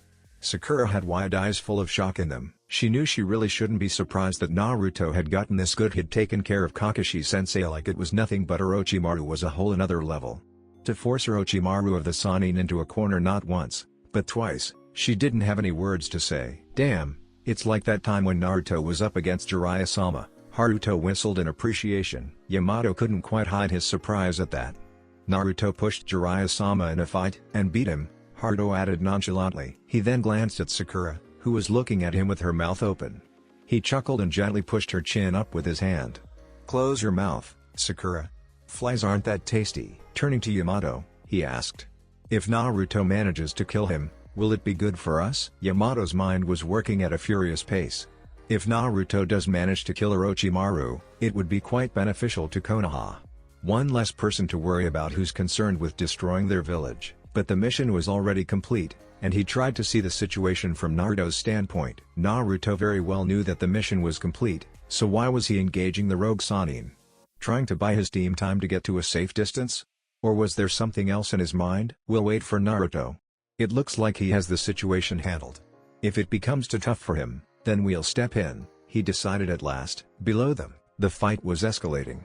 Orochimaru had once again substituted with a mud clone, But Naruto was right beside the original in a flash step. Spinning on his heel, he grabbed the back of the Sanin's head and bashed him face first into the rocky wall. Orochimaru grunted in pain, his nose was broken. But before he could use body flicker to get away, a foot smashed into his chest and sent him tumbling through the air to the other side. The Sanin flipped to his feet and glared at Naruto, who merely smirked in a self-satisfied manner. The blonde brat really had improved in the last few years, enough to give him a challenge. Orochimaru resisted the urge to grin, despite the fact that he was the one getting pushed. It had been a long time since anyone except his former teammates and the Akatsuki leader could give him a worthy fight. He closed the distance between them once more. "Yes," he hissed with glee, "show me what you can do." Naruto narrowed his eyes. Orochimaru was enjoying their fight. Not that he couldn't take the same claim as well. A good fight always got his blood pumping.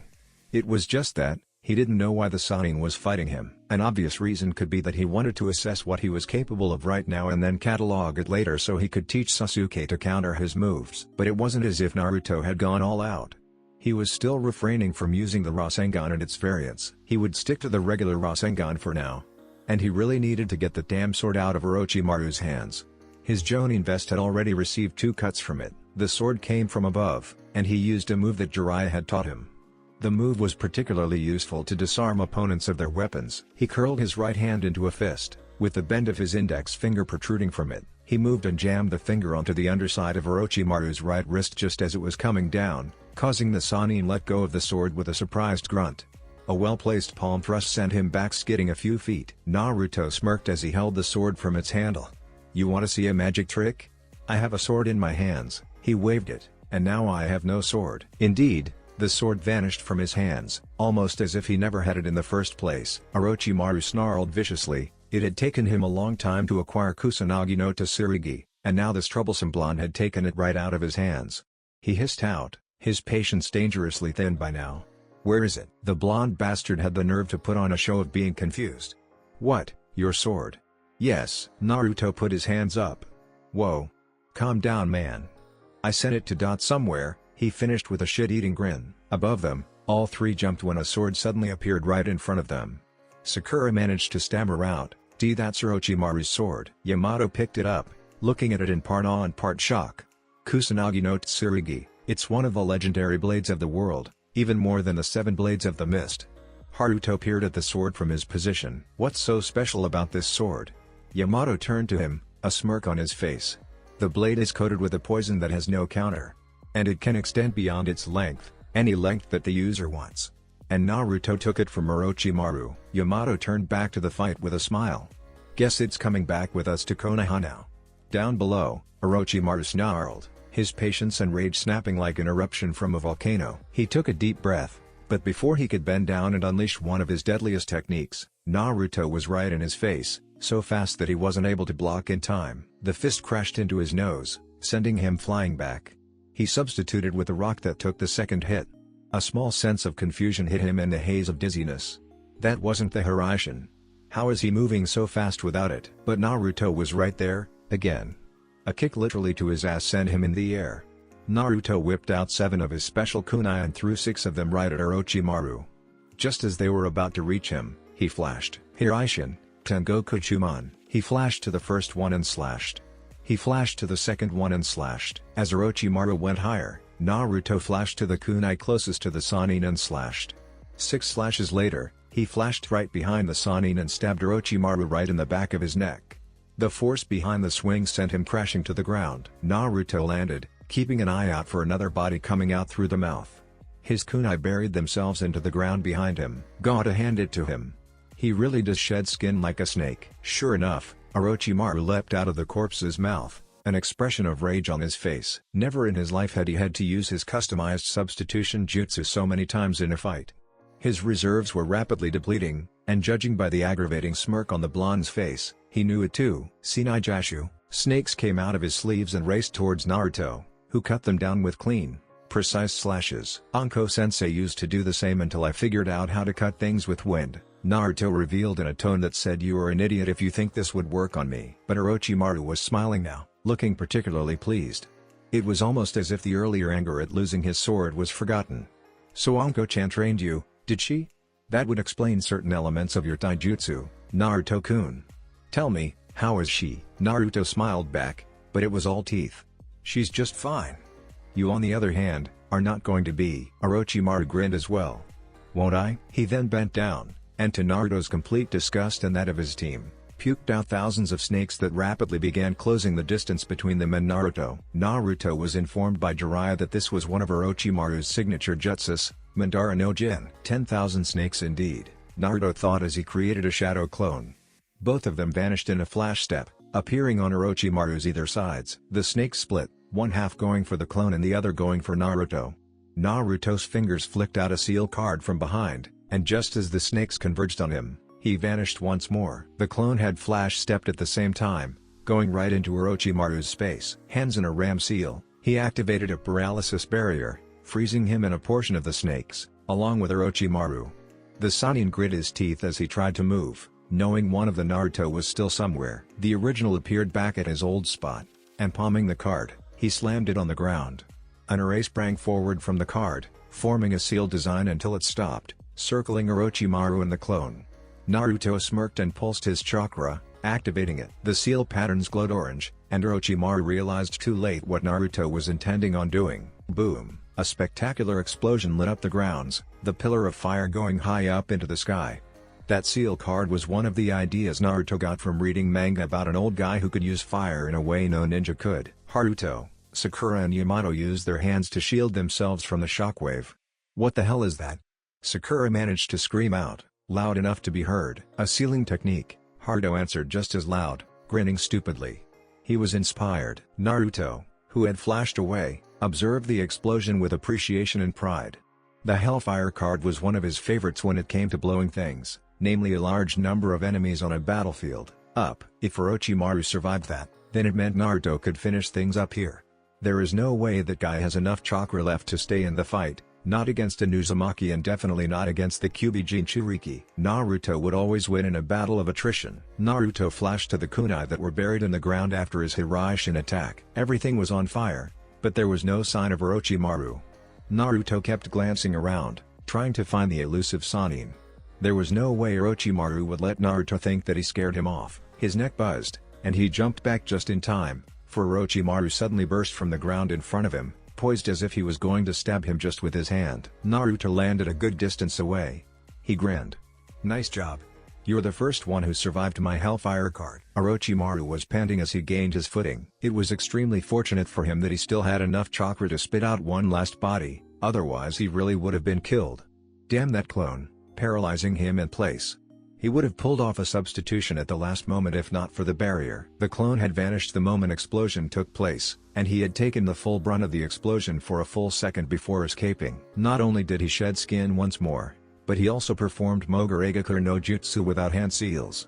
Not a big deal, but it took more chakra than it did with hand seals, and he didn't like that. He had good reason to stick to Tai and Kenjutsu against Naruto. Damn him. At this rate I will certainly lose. He doesn't even look winded. Damn Uzumaki jeans. Damn Kyuubi. It's in my best interest if I retreat for now. Before he could run away, Naruto was back and slashing at him with kunai. Orochimaru contorted his body into shapes not unlike a snake to evade the attacks. He was getting exhausted, and not only that, but he was getting weaker. This body won't last for long. I need to get Sasuke's as soon as I can. He flipped back to put some distance and hopefully buy some time to mold chakra for a body flicker. But there was suddenly a three-pronged kunai mere inches from his chest, and Naruto was nowhere to be seen. But Orochimaru knew just where the blonde was, and he was too slow. Again, something brutally slammed into his back, rotating at high speed, grinding his back painfully. Naruto grinned as he pushed the Rasengan further, throwing Orochimaru away due to the extreme amount of blunt force the jutsu had. The Sannin was sent flying a few dozen feet, finally coming to rest on the ground, motionless. Orochimaru grit his teeth as his nerves were sent into a frenzy. That Rasengan had completely destroyed his spine, broken his ribcage, and it was excruciating, even for his pain tolerance. Oh, and best not forget the kunai lodged into the center of his chest, sticking out of his back. He hated to admit it, but Naruto had won this fight.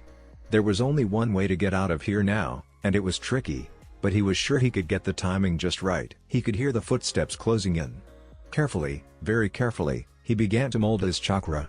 It wouldn't take much time, but he needed to get his timing right for the second part. Naruto crouched low. It's time to say goodbye to this world, asshole, Naruto muttered as he raised his kunai, prepared to cut the bastard's head off. He wondered what Jiraiya and Tsunade would say when he told them of Orochimaru's demise. Orochimaru chuckled. Too late, Naruto-kun. And then he was gone in a swirl of leaves. Naruto blinked, then snorted, not at all surprised at what just happened. For someone who hates Konoha, he sure does like our style. He stood up, just as the others landed behind him. Naruto? There was a hint of concern in Yamato's voice that Naruto waved away. I'm fine. Orochimaru got away? In his condition? Naruto scoffed as he began to collect his kunai. He's a true snake, Sakura.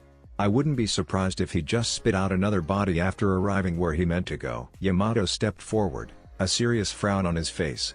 We should get going, Naruto. We have finished our mission. Naruto let out a sigh, looking over the destroyed grounds. Actually, I had something else in mind. He turned around. Care to hear it? What is it? Yamato decided to hear it out. I forced Orochimaru to retreat, which means there's a 99% possibility that he's gone back to his base. What say we check it out? Yamato shook his head. Tsunade-sama emphasized that this was only supposed to be reconnaissance mission. Naruto. We have what we need, and we should go back. Naruto raised an eyebrow. He knew that Anbu followed strict rules, but this was a golden opportunity. This is a golden opportunity to get an insight on Orochimaru's plans, both present and the future. Do you really want to let it go? If you're worried about Kabuto, don't worry. He's not going anywhere. Yamato pursed his lips and thought. As a former Anbu, he knew the importance of sticking to mission parameters. They were there for a reason, one of them being keeping the lives of the shinobi at minimal risk. He himself had led many missions, and he could count on one hand the number of missions in which he had to go beyond the mission parameters. Sometimes it ended well, and sometimes it didn't. There had to be a solid motive for a team leader to extend the number of mission objectives. Yamato couldn't fault Naruto for following Orochimaru to his base. Naruto was right. The plans they could get their hands on could possibly keep Konoha leaps ahead of Orochimaru. But Yamato wasn't a novice. He had experience in reading between the lines.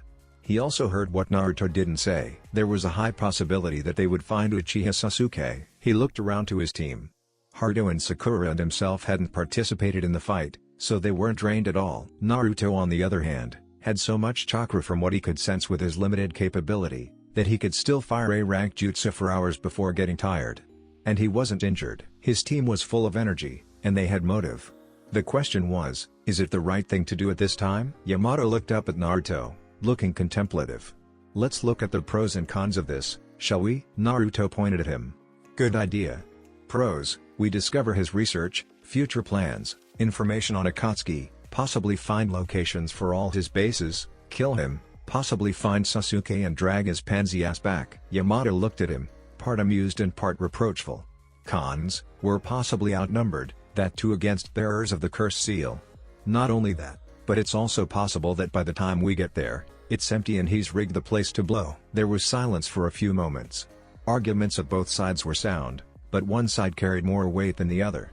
Sakura spoke up hesitantly, I think we should go back. Naruto turned to face her. He didn't glare at her, or even look surprised. He just silently asked her why. Sakura shrugged, we've already got Kabuto, didn't we? So we don't really need to go to the base to hunt for information. As Orochimaru's right-hand man and a spy, he's most probably privy to a lot of information the other villages would kill for. Naruto raised his eyebrows, impressed. Huh? That's a very good point. Sakura smirked and crossed her arms. You aren't the only one intelligent on this team. Naruto smirked back and pointed out the hole in her argument. But as you said, he's only the right-hand man. Orochimaru isn't a person who shares everything, even with people he trusts. Be that as it may, Haruto interrupted before Sakura and Naruto could really get started. I too believe that we should head back. We've already prolonged it more than necessary. We got what we came for, so let's not be greedy. Yamato nodded. He's right. Better not to be hasty when it comes to dealing with Orochimaru. Naruto pursed his lips and looked off to the side. He let out a deep sigh. They were right. They already got what they came for. Plus, the fight with Orochimaru shouldn't have even happened. They were just supposed to grab the spy and get out of there. He felt Kurama's displeasure from within. He knew he could probably take whoever came their way, but that was just being overconfident. He could take care of himself, but as the team leader, he couldn't just afford to think merely about himself. The team always came first. Sakura and Haruto were good shinobi, but Yamato was right on the end that there was a high chance they would be outnumbered. And separated. United they stand, divided they fall. And all that crap. Fine, he said at last, turning back to his team. We head back. He looked at each member in the eye. We grabbed Kabuto, and doubled time back to Konoha.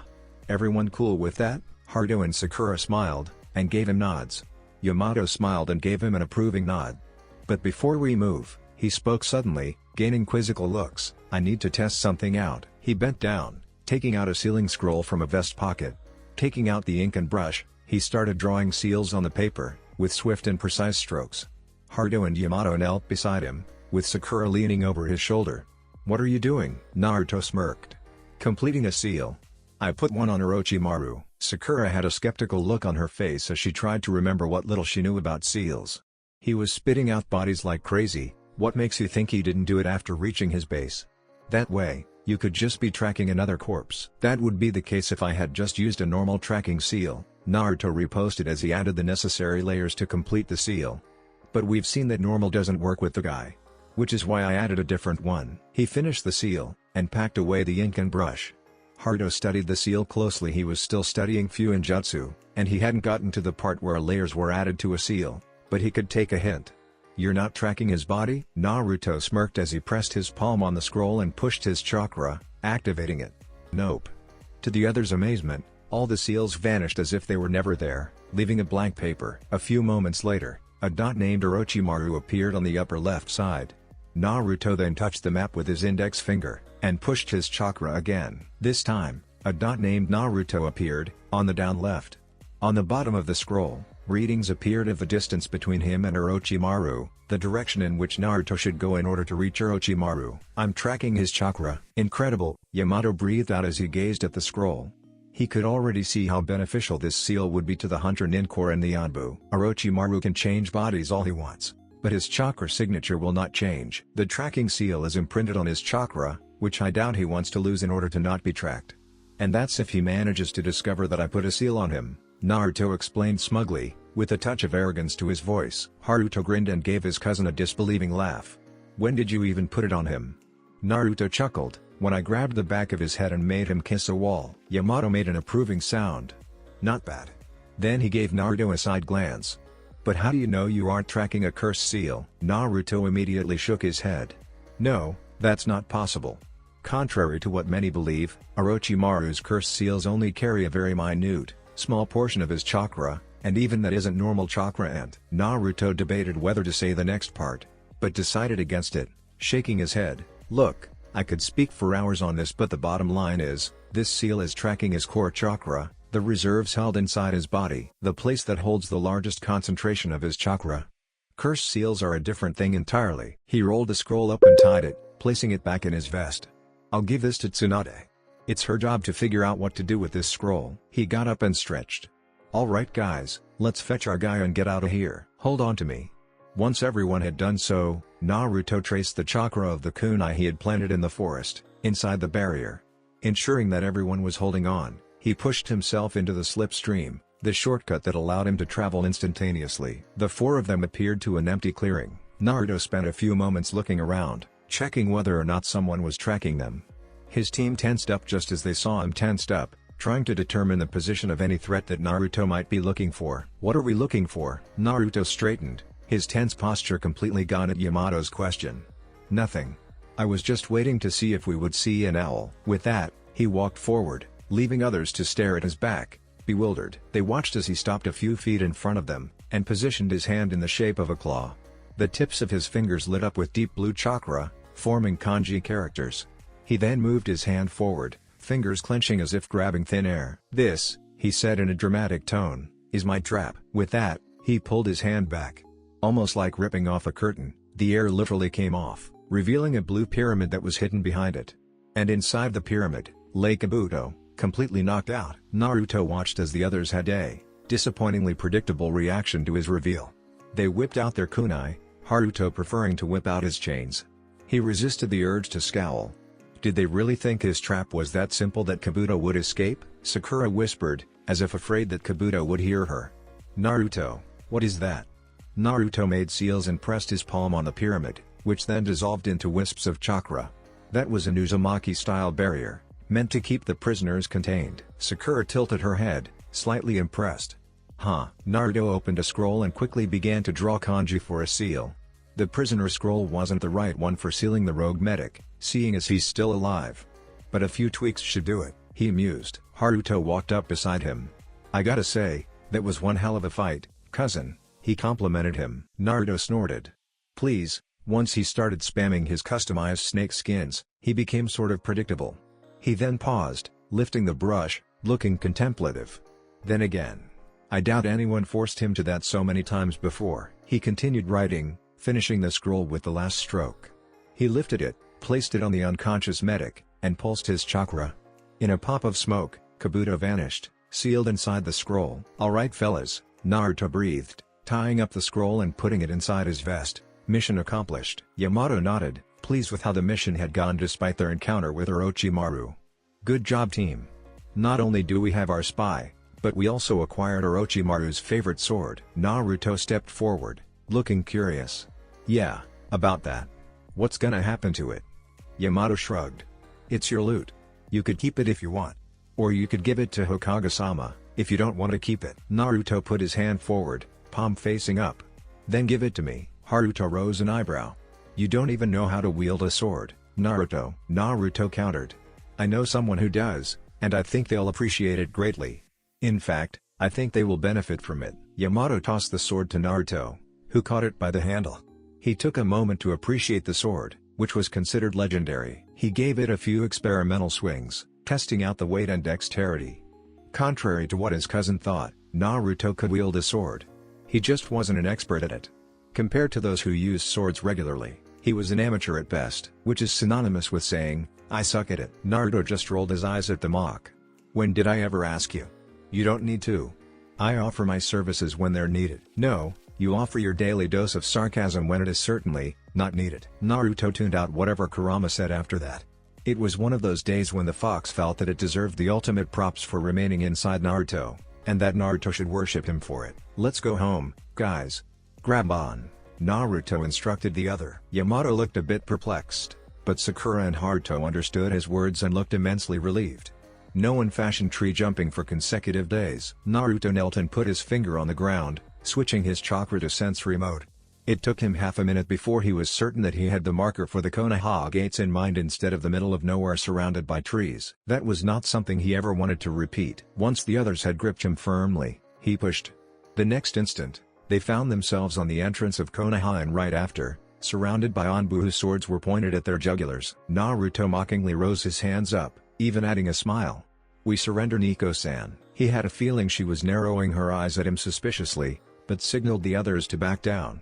Without a word, they jumped out of his dim sights. Sakura released a breath she hadn't realized she was holding in.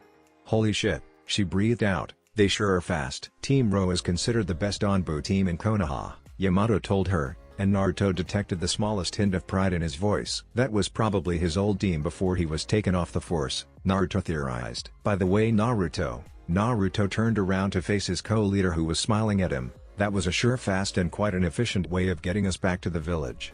He gave a thumbs up. Good job. Naruto rubbed his head, a sheepish smile crossing his face.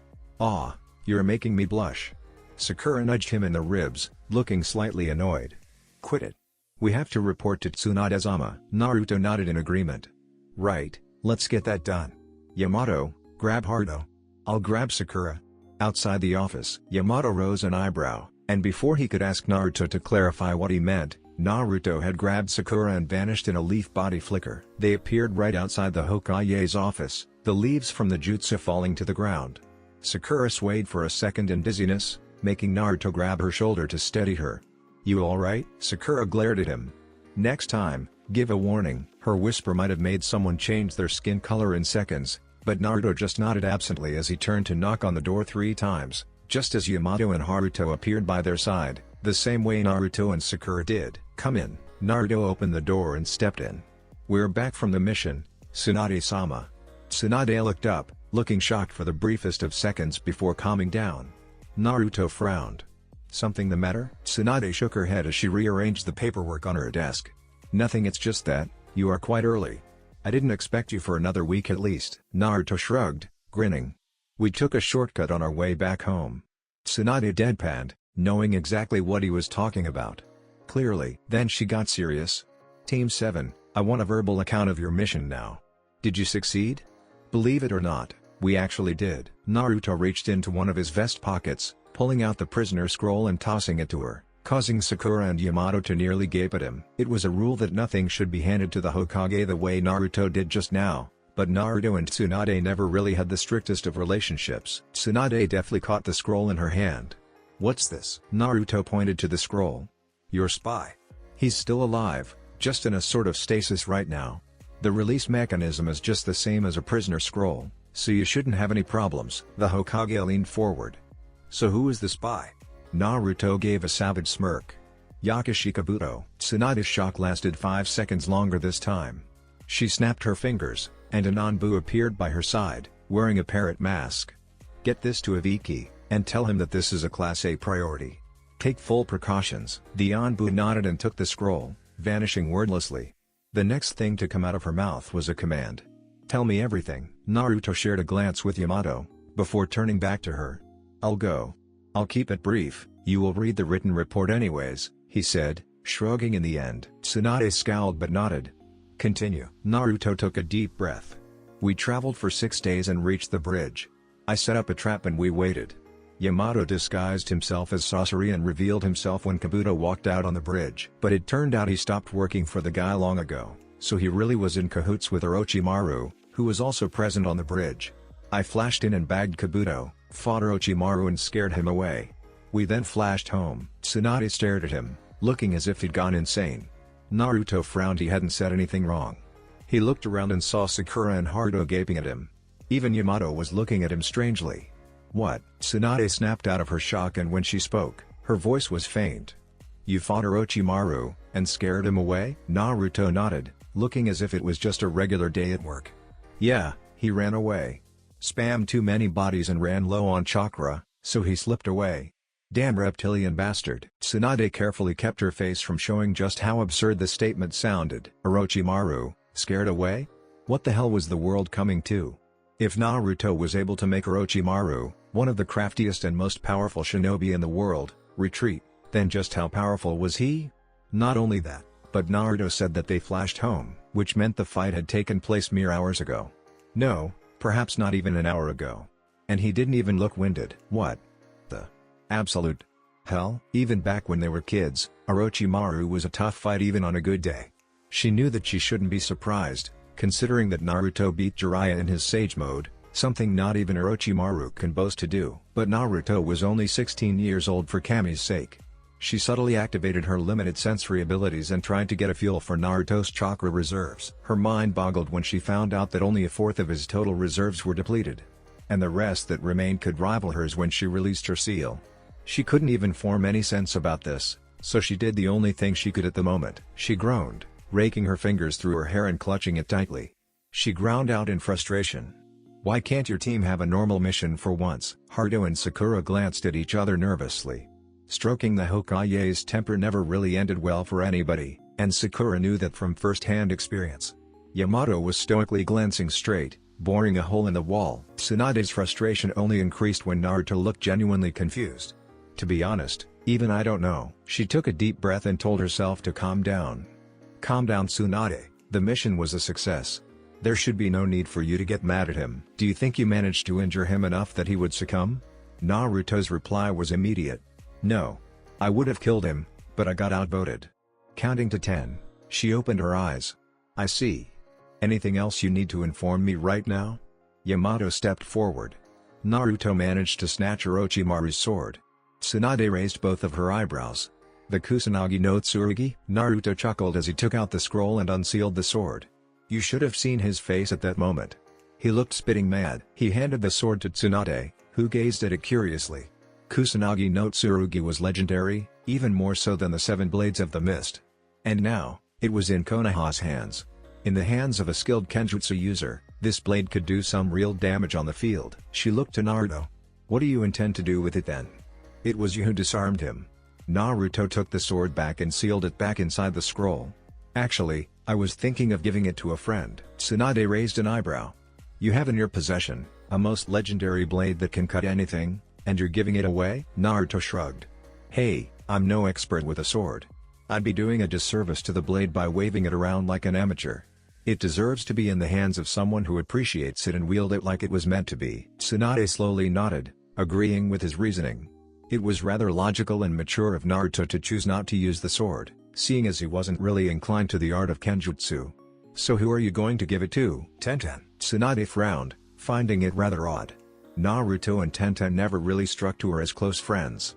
Granted, Tenten was a skilled user of swords, but there were better kenjutsu users in Konoha. Like a certain Anbu and Gekko Hayate. "I suppose there could be worse choices," Tsunade said at last. "If this is all, you all are dismissed and can collect your fees from the registration office. Except you, Yamato. I need to talk to you. Also, Naruto, report to me at 7 in the evening." Nodding, Naruto and the others turned to leave, but Naruto suddenly paused. He turned around, reaching for his vest pocket. "Oh, I almost forgot." He tossed the tracking scroll to Tsunade, ignoring Yamato's frown of disapproval. "Do with it what you will." Tsunade inspected the scroll. "What is it?" Naruto rubbed the bottom of his nose in a self-satisfied manner. "I slapped a tracking seal on Orochimaru.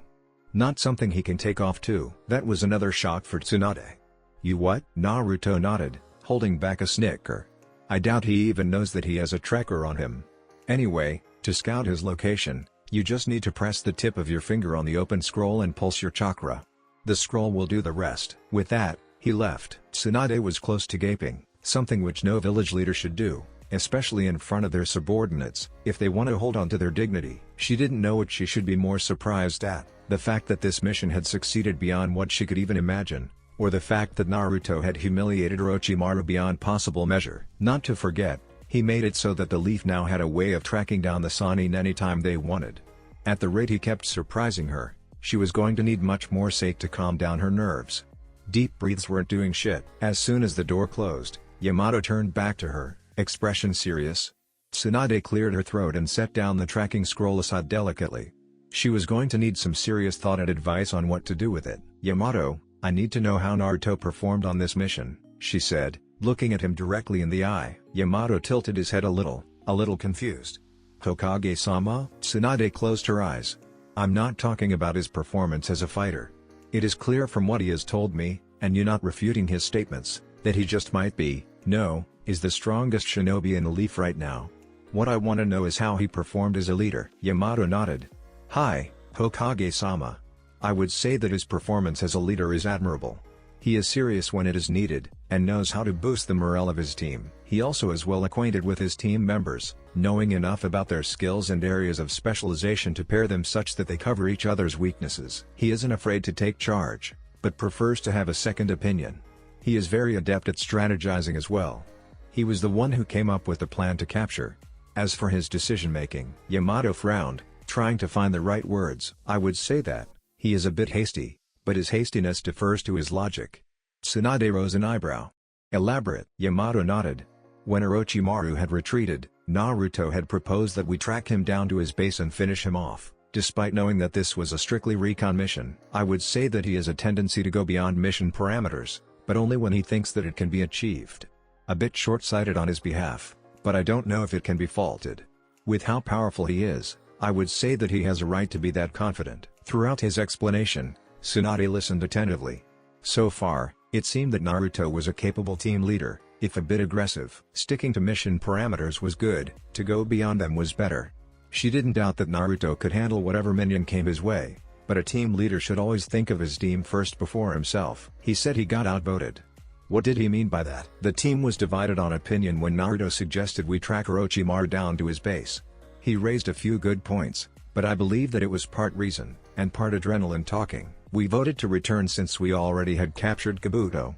He didn't object to the overall opinion, but he seemed a tad bit disappointed by it, Yamato answered, looking contemplative at the end. Tsunade closed her eyes, deep in thought. A few minutes of silence passed, where Yamato kept standing at attention, waiting for his next order. Tsunade was mentally cataloging the points that Yamato made about Naruto. Overall, it seemed like Naruto handled it pretty well for his first mission as a team leader. He took charge, planned well, listened to his teammates, made the logical decision. Looks like he's shaping up to be a good leader, she thought with a small smile. Thank you for that, Yamato. You may leave. Yamato nodded, and turned to leave. Once he was gone, Tsunade let out a big sigh, and all but sunk into her chair. She reached down, opened her drawer, pulled open the secret compartment and took out her secret stash of sake. So many shocks to her system in one day wasn't healthy. I really need a drink right now. XXXXXXX. Alright, I'll see you guys later. Naruto waved to Haruto and Sakura and turned away, walking in the direction of his house. He created a clone and sent it off to Asuma to ask him if his team was free this evening. A chance to utterly humiliate and thereby motivate his comrades? Yes sir, he smiled as he thought of the most recent conversation. Haruto asked Sakura to lunch and he was still finding it hard to believe that happened. Sakura said yes. This was actually a good sign. Their outing proved to him that Sakura really had moved on from crushing over their former teammate. To be honest, it would have been unbearably sad if Sakura still wanted to wait for Sasuke to come over. The thought of his estranged friend brought a frown to his face. He didn't know what kind of crap Orochimaru had been filling in Sasuke's head for the last 3 years. But one thing he couldn't stop worrying about was that Orochimaru was planning on taking Sasuke's body. He knew Sasuke wouldn't let go of his revenge for the world. What a selfish ass. But how the hell would he fight his brother when he was already dead? He let out a deep sigh. Sasuke wasn't right in the head, and how the village let him be like that for so long was something he didn't want to think about. The guy had the superiority complex and the inferiority complex the size of Konoha. The village let him think he was too weak, something that drove him away. Seriously. He kept thinking he was weak if he couldn't defeat Kakashi. One would think he held Itachi on a pedestal that went as high as the moon. That's the problem with Sasuke, brat. Your former teammate is one of a kind that still exists in this world. Constantly comparing himself to everyone is not something a healthy person does. Kurama. In his eyes, everyone is weak if they're not Itachi. And if he can't beat them, he sees himself as weak. Humph. The truth is, even as much as he says that he hates his brother more than anything else in this world, he places him on a ridiculously high pedestal. You know, you might be closer to the truth than anyone else. Sasuke had this tunnel vision when it came to getting revenge from Itachi. He always thought that no one could beat Itachi, except himself. That's the bitter truth about revenge, Naruto. If you're not careful, it will swallow you whole until you can see nothing but darkness. The cycle of revenge is an unending one. First, there is love, followed by betrayal, which gives way to hate, which then gives birth to revenge. Naruto had no reply to Kurama's wisdom. He couldn't refute it, because he couldn't find a hole. Sasuke would cut down anyone who stood between him and his revenge. He was out of rational thought. Man, I really hope there's something redeemable left inside him. I'd hate to fight him to the death. Given your luck, that's exactly what would happen. And perhaps next time, he might not give you a choice. Naruto shook his head. He really didn't want to be depressed for the remainder of the day. A sudden rush of memories informed him that he would be fighting Team 10 at 6 in the evening, on Training Ground 10. Looking up, he was mildly surprised that he had arrived at his home. Huh? I was really out of it. He jumped over the gates and landed right in front of the door. Pushing it open, he called out. I'm home. I'm at the back. Naruto followed Temari's voice and came into their backyard, where she was sitting on a chair under the umbrella, reading a book. She looked at him and smiled, standing up to greet him. How was the mission? A resounding success, he answered, smiling against her lips when she gently kissed him. Oh? Naruto pulled back. You sound surprised. Temari just sighed in relief as she embraced him. I'm just glad you're safe. S-ranks are no joke. Naruto hugged her back and they just stood there for a few moments. It suddenly struck to him, the severity of their profession. They were killers in a world full of killers, and going out every time raised their chances of dying drastically. And they were entering a war now, a war with people who won't hesitate to kill them for the sake of their goal. His arms tightened around her just a bit more. Temari didn't take anything higher than a B rank by herself, A rank occasionally, but he found it hard to accept the thought of her being alone in the field. Even if she had become a lot more skilled and stronger, he couldn't help but worry. And it was true on her end as well. You got that right. This mission could have gone off the rail so badly it wouldn't even have been funny, Naruto agreed. Temari pulled back with a concerned frown. Why, what happened? Naruto grabbed her hand and led her to the chairs. We ran into Orochimaru. Temari felt her eyebrows shoot up. Oh my god. Naruto sat down in a chair, pulling Temari into his lap. More specifically, he ran into us. He rested his head in the crook of her neck, taking a deep sniff of her scent. The scent of the sunflower soap that Temari always used hit him full force, and the muscles he didn't know that were tense loosened. Temari ran a hand through his hair. So how did you escape? That question caused him to grin. Oh, we didn't. He did. Temari tilted her head slightly. What do you mean? Naruto's eyes glinted devilishly. You're not gonna believe this. XXXXXXX. Oh my god. Temari felt like she was on a constant orgasm, with how deep Naruto was thrusting into her. The tip of his shaft was kissing her womb with each thrust, and he wasn't delicate about it either. She supposed she should be thankful that she was on her hands and knees, for she had run out of strength for what felt like ages ago. Naruto had made her come for. She forgot the number, but it was clearly high enough to make her lose count. Naruto, on the other hand, had come only 3 times. And each load was large enough that his cum came out of her pussy in rivulets, dripping down on the bed and making a puddle, a testament to the large amount of semen he seemingly didn't seem to be running out of. Kami, the Uzumaki, really had legendary stamina. Naruto's mind was clouded in the haze of lust as he continued to plow Temari. The sight of his shaft disappearing into Temari's pussy and coming out, coated with a mixture of his and her love juices, really drove him wild. Her ass gave a small ripple every time his hips collided with hers, and he couldn't help himself. Smack! Temari gave a yelp as Naruto spanked her, hard. Her hands balled into fists around the sheets below her, the mixture of pain and pleasure pushing her to the edge faster. She could feel another orgasm nearing. Naruto.imo. Coming. Naruto's thrusts continued with renewed vigor, spanking her occasionally. He was also nearing his edge, and the feeling of her juices washing over his cock might push him over as well. One particularly hard thrust sent Temari moaning loudly, as her pussy tightened around him. She used what little strength she could muster to move back and forth, almost as if milking him. Naruto groaned like an animal as he leaned forward, biting down on the curve of her neck and shoulder as he thrust in as deep as he could, attempting to cram every inch of his cock into her. Fuck, me too. He continued giving small thrusts as the first shots of his seed exploded inside her, painting her womb white with his thickness and texture. She could never get amazed enough at the amount he let out each time. Her already full womb was bombarded with another large dose, bloating it a little more. The mixture of their juices leaked out of her pussy, forming yet another puddle below their joint hips. Both heaved deep breaths as his cock finally stopped shooting out ropes of thick semen. Temari's arms couldn't hold out anymore and she collapsed, giving out a moan when a surprised Naruto landed on top of her, moving his still hard cock around her. Juices spilled out of her pussy when her bloated stomach was pressed against the bed. Temari let out a weak moan. I don't think I can go any longer, Naruto. Naruto panted as well as he nuzzled her neck, hands brushing over her arms as they intertwined with her fingers tightly. Don't worry. I think that was my last shot as well. Give me a minute. He moved off her and beside her, spooning her. His softening cock came out of her, letting out the juices that it was blocking. His eyes flickered to the wall clock and his lips stretched into a smirk. Huh. Not bad. 3 hours is a new record. Temari carefully rolled over, snuggling into his chest and weakly hitting him with a fist. You can still speak? Naruto chuckled as he ran a hand through her hair. I might be exhausted, but not so much that I can't even lift my head up. Temari groaned and just wrapped her arm around him. Just hold me. I'm going to sleep. The sudden fear and vulnerability in her voice gave him a pause. Temari? She was quiet for a few moments, but when she spoke, her voice was like that of a scared child.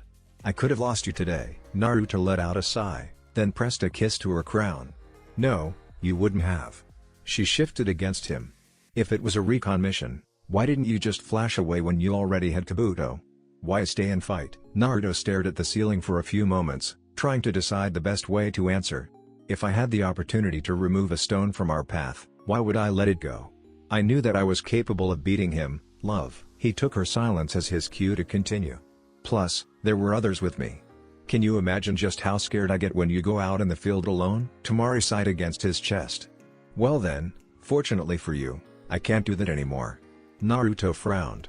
Why, what happened? That got her attention, and she lifted her head to lock perplexed eyes with him. You mean you don't know? Know what? Temari sighed and plopped back down. Then it's better if you hear it from Tsunade herself. Before he could ask what she meant, Temari had dozed off. Frustration and confusion swam through his mind. Did I miss something? XXXXXXX. After 2 hours of snoozing, Naruto opened his eyes and let out a silent groan. Temari was buried into his side, her warm breath tickling his rubs. Her legs were entangled with his, and he could feel his arousal growing. As gently as he could, he eased Temari's arms off him and sat up. He took a look at the wall clock and winced. Shit, I'm going to be late. He got up and stretched, blinking away the sleep. He took a moment to gather his thoughts. He just returned from an S-rank mission, had an incredible 3 hours of sex with Temari, was supposed to humiliate Asuma's team and meet the Hokage. Last but not the least, he had 2 weeks off. Awesome. Now that is a view I could get used to seeing when I wake up, He turned around to see Temari looking at him with sleepy eyes, an adorable smile on her face. He snorted as he moved over to where his clothes were. "You like seeing my behind? It is a gorgeous ass if I do say so myself." Somehow, she managed to sound completely serious even when sleep was clogging her throat. "Why, thank you." Naruto began putting on his clothes. Temari shifted on the bed, sitting up. "Where are you going?" Asuma asked me a favor.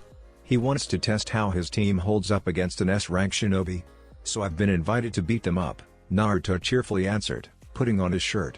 Temari snorted. "You shouldn't be sounding so happy about beating your comrades up. Jiraiya used to do it all the time." He said it improves perspective on life, he replied nonchalantly. Of course, that was complete horseshit. It was just an excuse to beat someone up, and they both knew it. "Well, don't hurt them too much," Temari cautioned, though there was a flicker of amusement in her eyes. Naruto finished putting on his vest. "No promises," he chirped. He stole a quick kiss from her and headed out. Temari flopped on her back, hissing a bit. "Wow, I'm going to feel this for a while." XXXXXXX Ino pursed her lips in annoyance. "He's late." Kuji gulped down his chips. Maybe he ran into someone? That simple question ticked Ino off. She turned to Kuji, teeth bared, which scared the Akimichi into backing up a few steps. "Then he should have given us a different time. I could be doing better things than waiting around for a guy who doesn't bother to arrive on time." Kuji nervously chuckled as he tried to placate his teammate. "Let's wait for a bit. I'm sure he's on his way." Beside them, Shikamaru lay on the ground. The Nara sighed, partly he agreed with the highly troublesome blonde on his team. He could be taking a nap, but Asuma-sensei insisted on this training session. Shikamaru snorted. Training session? Right. Knowing his friend, it would be anything but a simple training session. Looking back, Shikamaru would like to say that everyone on their team worked pretty hard, training to get better. Asuma had told them that Naruto had gone on a training trip with Jiraiya-sama, just like the Yondaime had gone. And everyone knew the result of that. Naruto was already crazy strong when they were Genin. He was bound to become a monster, and that proved true. A year ago, Asuma showed them that Naruto had managed to get an entry into Iwa's bingo book. And it was a pretty hefty entry at that. He was given the coveted SS rank, Flea on Sight status, a status he shared with his father and Senju Hashirama. Seeing just how far Naruto had progressed in only 2 years, all the rookies trained with renewed vigor. Shikamaru trained hard for the first time in his life and got his team to do as well. Kuji was already training hard, his reason being that he wanted to be strong enough to stand beside Naruto and Shikamaru. Ino was already fired up, saying that she wouldn't let Naruto get ahead of her so easily. Shikamaru didn't bother telling her that Naruto was probably so far ahead of them that he couldn't even see them behind him. The point was, Naruto was being trained by Jiraiya-sama, and the results showed in the form of his bingo book entry. Or at least that's what everyone liked to think. Even all the sensei were fired up. It was a glorious day in Konoha when Asuma shut Ino up by saying that he was going to resume his training, but that was probably because Asuma didn't want to let Kakashi get ahead of him more than he already was. Kakashi-sensei had been training pretty hard as well. He was seen with Gai-sense more often than before. "Hey, guys." Ino and Kuji turned around, with Ino's words getting caught in her throat and a pretty blush gracing her face. It was the first time she had met him after 3 years, and to sum it up, he was hot. Naruto covered the yawn that escaped him and walked over to the team. "Sorry, I'm late." "What, were you sleeping?" Kuji jabbed at him. Naruto smiled. "Actually, that's exactly what I was doing." That threw the Akimichi for a loop. Oh. Then he remembered that Naruto was married. Blood rushed to his cheeks as he struggled to look Naruto in the eye. "Oh." Naruto turned to Ino. "It's good to see you, Ino. It's been a long time." It amused him that Ino stuttered out a greeting. She was the most hot-headed and outspoken girl among the rookies, and her shy demeanor tickled his sense of humor. He knew exactly why she was stuttering, and kept his smirk to himself. Naruto turned to the Jonin sensei on the ground and nodded at him. "Hey, Asuma-san." The Jonin nodded back. Naruto turned towards Shikamaru, who still hadn't bothered to get up. He walked over to him and lightly kicked him in the ribs. "Wake up, you idiot." Shikamaru opened one eye to look at him with annoyance and got up, grumbling about troublesome blondes. Naruto gave him a sugary smile. "So glad you could give us your time of the day." Shikamaru snorted. "Get on with it, Uzumaki." Naruto took a deep breath and let it out. "Alright, so yo Naruto." Surprised, the blonde turned back to see Team 8 and Team 9 enter the training grounds. Kiba was waving at him, riding on Akamaru, who gave a loud bark upon seeing him. Naruto turned to Asuma, looking bewildered. You called them? The cigarette-smoking Jonin shrugged, looking completely at ease at the sudden audience they had gathered. I slipped a word to Kurenai. Figured it would be an informative lesson for everyone. Naruto lightly snorted, looking to the side. It's going to be a beatdown, is what it's going to be. Lee was positively jumping around, all the while standing at one spot. Yosh Naruto-kun. It seems that your youthfulness has increased so much more. So much that you are imparting it to others so that they may become youthful like you. As usual, Naruto had no answer for that. If you say so, Lee. Neji and Tenten shoved him along, going to stand alongside teammate. Naruto clapped loudly, seeing that everyone had started chatting. Is everyone comfortable enough? Or do you want some tea as well? He scoffed when he received sheepish apologies. Turning to Asuma's team, who were standing together facing him, he figured now was the best time to begin. Alright people, let's get this over with quickly because I got a meeting with our esteemed Hokage in about. Naruto did a quick mental calculation. 40 minutes. Kuuji spoke up. What are the rules? Naruto hummed in thought. Well, let's see.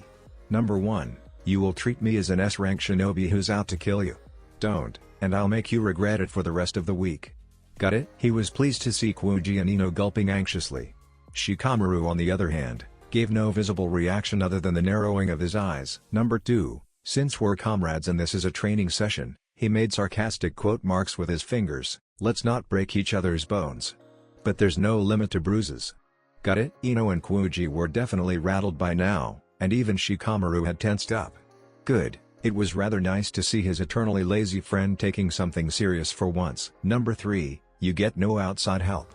That includes you, Asuma-san. He nodded at the Jonin. He frowned at his exclusion, but accepted the rules thus far. There would be times when he wouldn't be with his team. Number 4, you all get 2 strikes. If I land 2 cuts on you, or knock you out 2 times, you're dead. Why 2?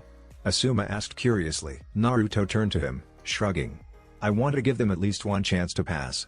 I'll be holding back a lot. He turned back to the team. We start on my mark. He then moved over so he was standing a few feet away, hands still in his pockets. Also, he pointed with his index finger towards the surprised Asuma. I can't believe that you invited all the rookies to watch me humiliate your team. Ino's response was predictable. She blew up. Hey! Who do you think you're going to humiliate? We weren't sitting down on our asses all these years. We were training hard. If you think this is going to be easy, you got another thing coming. We are going to wreck you. God, there were so many openings he could exploit that it almost pained him to remain in his spot and not strike them. Naruto did his best to look unimpressed. Oh really?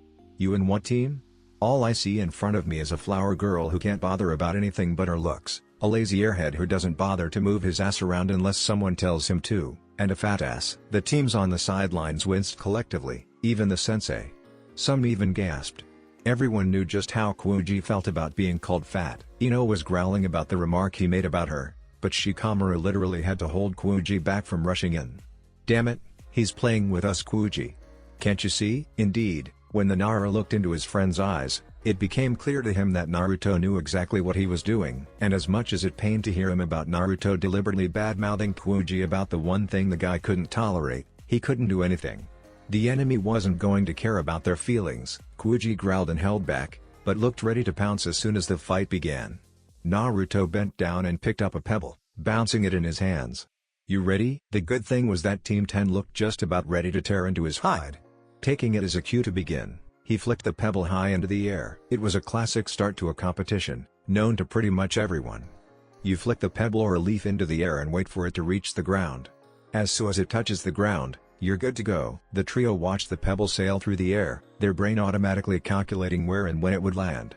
They tensed up just as it began to descend, but got a whiplash right when it went down before their eyes. Naruto was already there, burying a fist into Shikamaru's gut.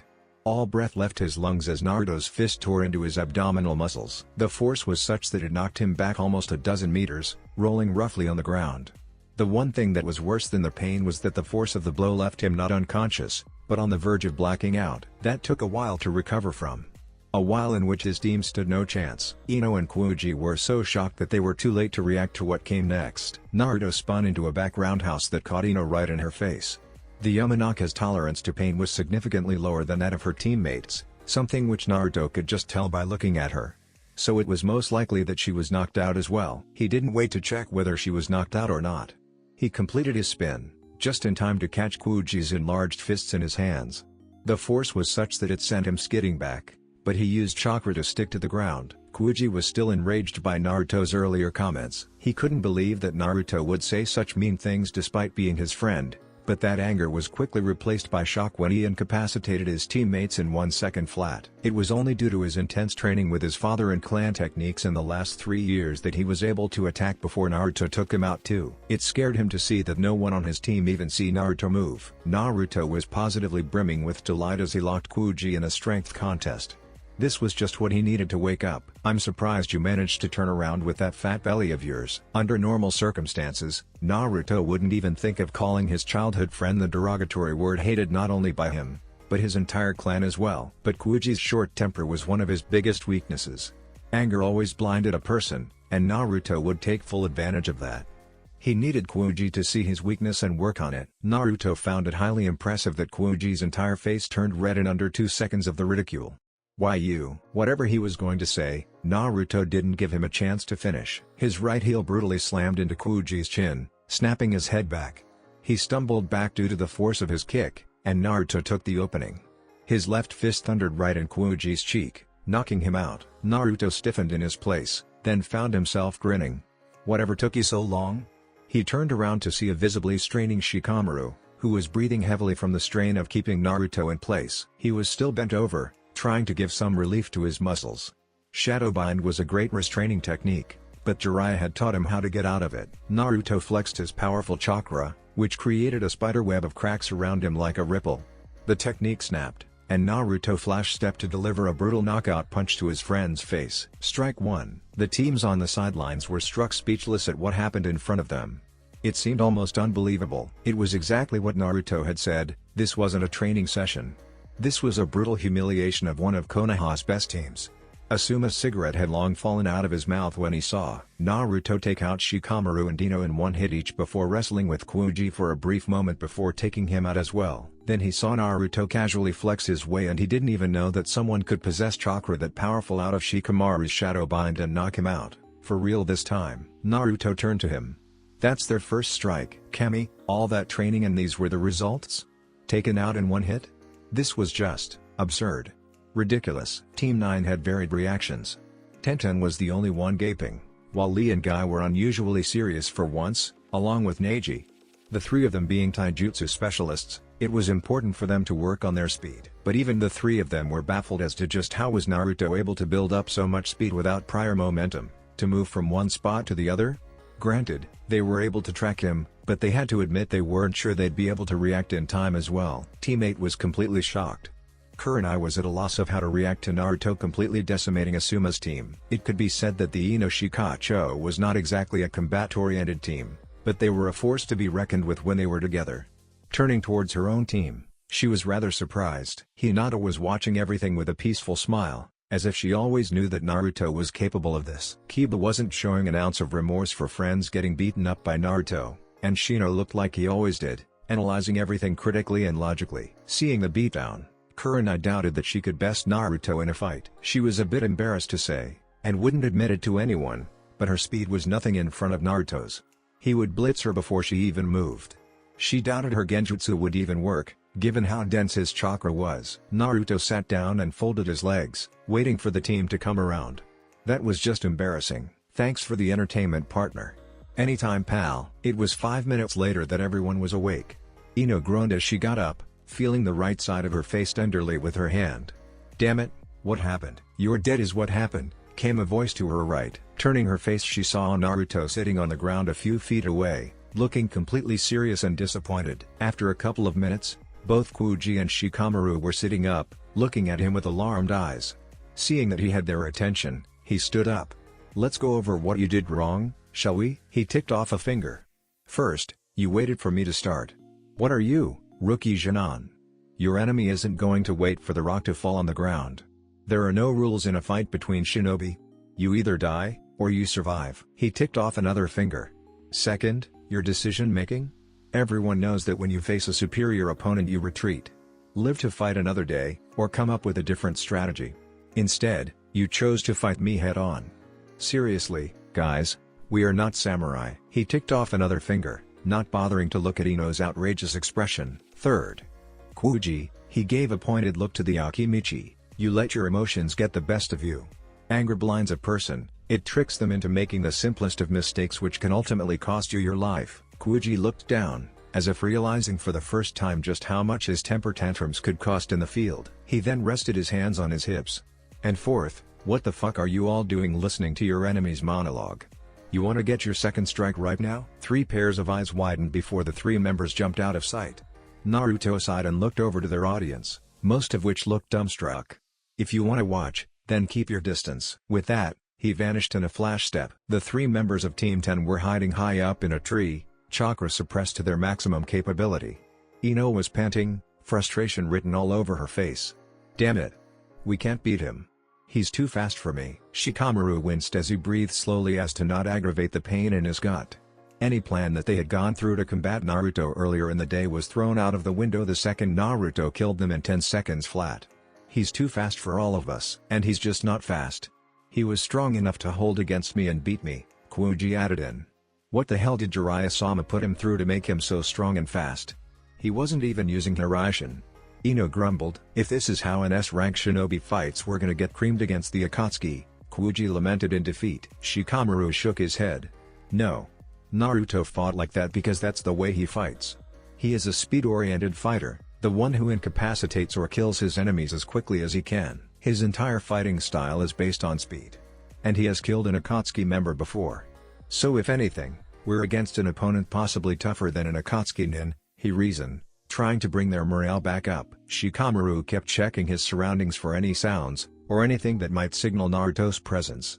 We need to come up with a plan. No shit, Shikamaru, Ino snapped. But you can't bind him, Kuji can't beat him and therefore, I can't use my jutsu to take control. Shikamaru paused. He doesn't need to beat him. We just need to hold him, if only just for a second. Kuji frowned. How will you do that? He moves too fast, and he knows what you can do, Shikamaru. All our plans are useless now. Pieces of a plan were forming in Shikamaru's mind. We need to hurry. Right now, he's hunting for us. Here's what we can do. Elsewhere, Naruto was walking leisurely among the trees. He wasn't actively trying to find anyone. He just switched his chakra to sensory mode, and was pleasantly surprised when he couldn't find them like that. Well, Asuma at least taught them well on how to hide. Still, there were other means. Naruto sniffed out, his powerful nose picking apart the scents in the air. Males had a relatively easier time of hiding in the woods. Kurama was the one who taught him that females had a distinctive scent, which made them easier to track. This fact was the reason Temari had a can of camo spray in her dressing closet. That spray disguised a kunoichi's scent to make it look like just any other scent. Also, Kuji was eating barbecue chips when he arrived. That should narrow it down. For a while, he just walked around, sniffing the air. A few dozen meters away, Kiba looked a little confused when Naruto started sniffing the air. Huh? Since when can Naruto track by scent? The Jonin sensei looked at each other, sharing a glance, knowing very well the reason why Naruto could sniff others out. What they missed, however, that Neji caught their glances and narrowed his eyes. What did the sensei know that they didn't about Naruto? Back in the woods, Naruto smirked as he caught a faint scent of barbecue. He created a shadow clone to check it out while he continued sniffing for Ino's scent. It took him a while, but the scent of flowers eventually entered his nose. The training grounds in Konoha mostly have just trees or bushes but not flowers. That's why he figured that Ino was bound to stand out. He narrowed his eyes. Damn, it's broken up. Looks like I gave too little credit to Ino. Prime, I got them. A sudden spike in chakra caught his attention, followed by a rush of memories. A predatory grin spread across his face as he flash-stepped, ending up in the clearing where Kuji had grabbed his clone. He arrived just as he saw Kuji jumping up. Getting excited, he called out. Way too slow, big guy. His neck hair rose up in alarm, but he didn't bother moving. Instead, he let Shikamaru's shadow connect to his. Curious, he called out while flexing his chakra to break the bind once more. You know this doesn't work, right? He ducked under the enormous arm that was Kuji, going in with a leg sweep that the Akimichi avoided. What, you're trying to restrain me? He easily made his way into Kuji's guard and slammed his elbow into his ribs. Kuji winced in pain, but instead of stumbling back, he ignored the pain and wrapped his arms around Naruto, getting him in a chokehold. Naruto's grin faltered a little when he saw Ino standing 50 meters away. Oh no, I can't let that happen. Nice ass Ino. The completely vulgar compliment about her butt came out of nowhere. The fact that it came from Naruto, who was a married man, sent Ino into brief shock. What? Naruto used her shock to slam the back of his head into Kuji's nose, elbow him in the same spot once more and used his heel to ring Kuji's bell. The Akimichi's hold immediately loosened as his hands clutched his crotch, an expression of pure pain on his face. Naruto put him out of his misery by knocking him out in one punch. He then jumped behind a tree to avoid a mind switch. Kiba was snickering when he saw just how Naruto got out of Kuji's hold. Ha ha ha, very clever. Distracted her perfectly. Kurenai glared at him. He shouldn't be talking to other women like that when he has a wife. But it worked rather well, I'd say. Neji's smooth voice stopped Kurenai from tearing into her student. And I know Naruto. He only meant it as a distraction. Indeed. It shocked Ino long enough for Naruto to escape Kuji's hold. A comment like that sticks out in the seriousness of battle, which is most probably why the distraction worked so well. Shino chipped in. Back with Naruto, he observed cautiously for any sign of Ino or Shikamaru. He wanted to avoid Ino's jutsu at all costs. Just let her in one time. I'll give her a good enough reason to stay out the next time. And didn't that just sound tempting? It was like the sadistic side of him was shaking hands with his inner prankster. Promise you won't do anything serious? I'll just scare her a little. You'll traumatize her for life. I am a fearsome legend, after all. Coming back to the present, took a quick look around. Last chance guys. Kuji is dead. What do you intend to do now? His sense of danger buzzed again, and less than a second later, the shadows leapt at him, curiously shaped like sharp tendrils. What boggled his mind was that the shadows seemed to have a solid feel to them, a physical touch. He easily avoided them, Flash stepping to the higher branches. That is a new one. His ears picked up the sound of something whizzing through the air. He jumped off the branch as Shuriken peppered it, but was unprepared to deal with the shadow tendril that came through the air, wrapped around his middle and dragged him down to the ground. He landed as safely as he could with the shadow disrupting his balance before straightening up, but wasn't given a reprieve when tendrils kept grabbing him left and right. Naruto gave Shikamaru silent props when one tendril even wrapped tightly around his throat. Shintenshin no Jutsu. Had Ino seen the grin on his face, she still wouldn't have known that it would be a trap. Shikamaru pulled back his shadows just as Naruto's body went stiff, pantingly heavily. He was honestly surprised he had managed to hold Naruto for as long as he did, given how weak his chakra was compared to the blonde's. Well, he did say he was going to be holding back. He got up from his spot and walked over to Naruto, who was standing in one place. He placed a hand on his shoulder. You got him, Ino? He paused in his steps when he heard Naruto snicker. Why was Ino snickering? Oh man. This is bad. Naruto kept snickering, and Shikamaru pieced it in a second. Naruto was in control, not Ino. Not bothering to wait and think about how that was possible, he leapt away. He would have escaped successfully as well, had Naruto turned around and grabbed him by his ankle.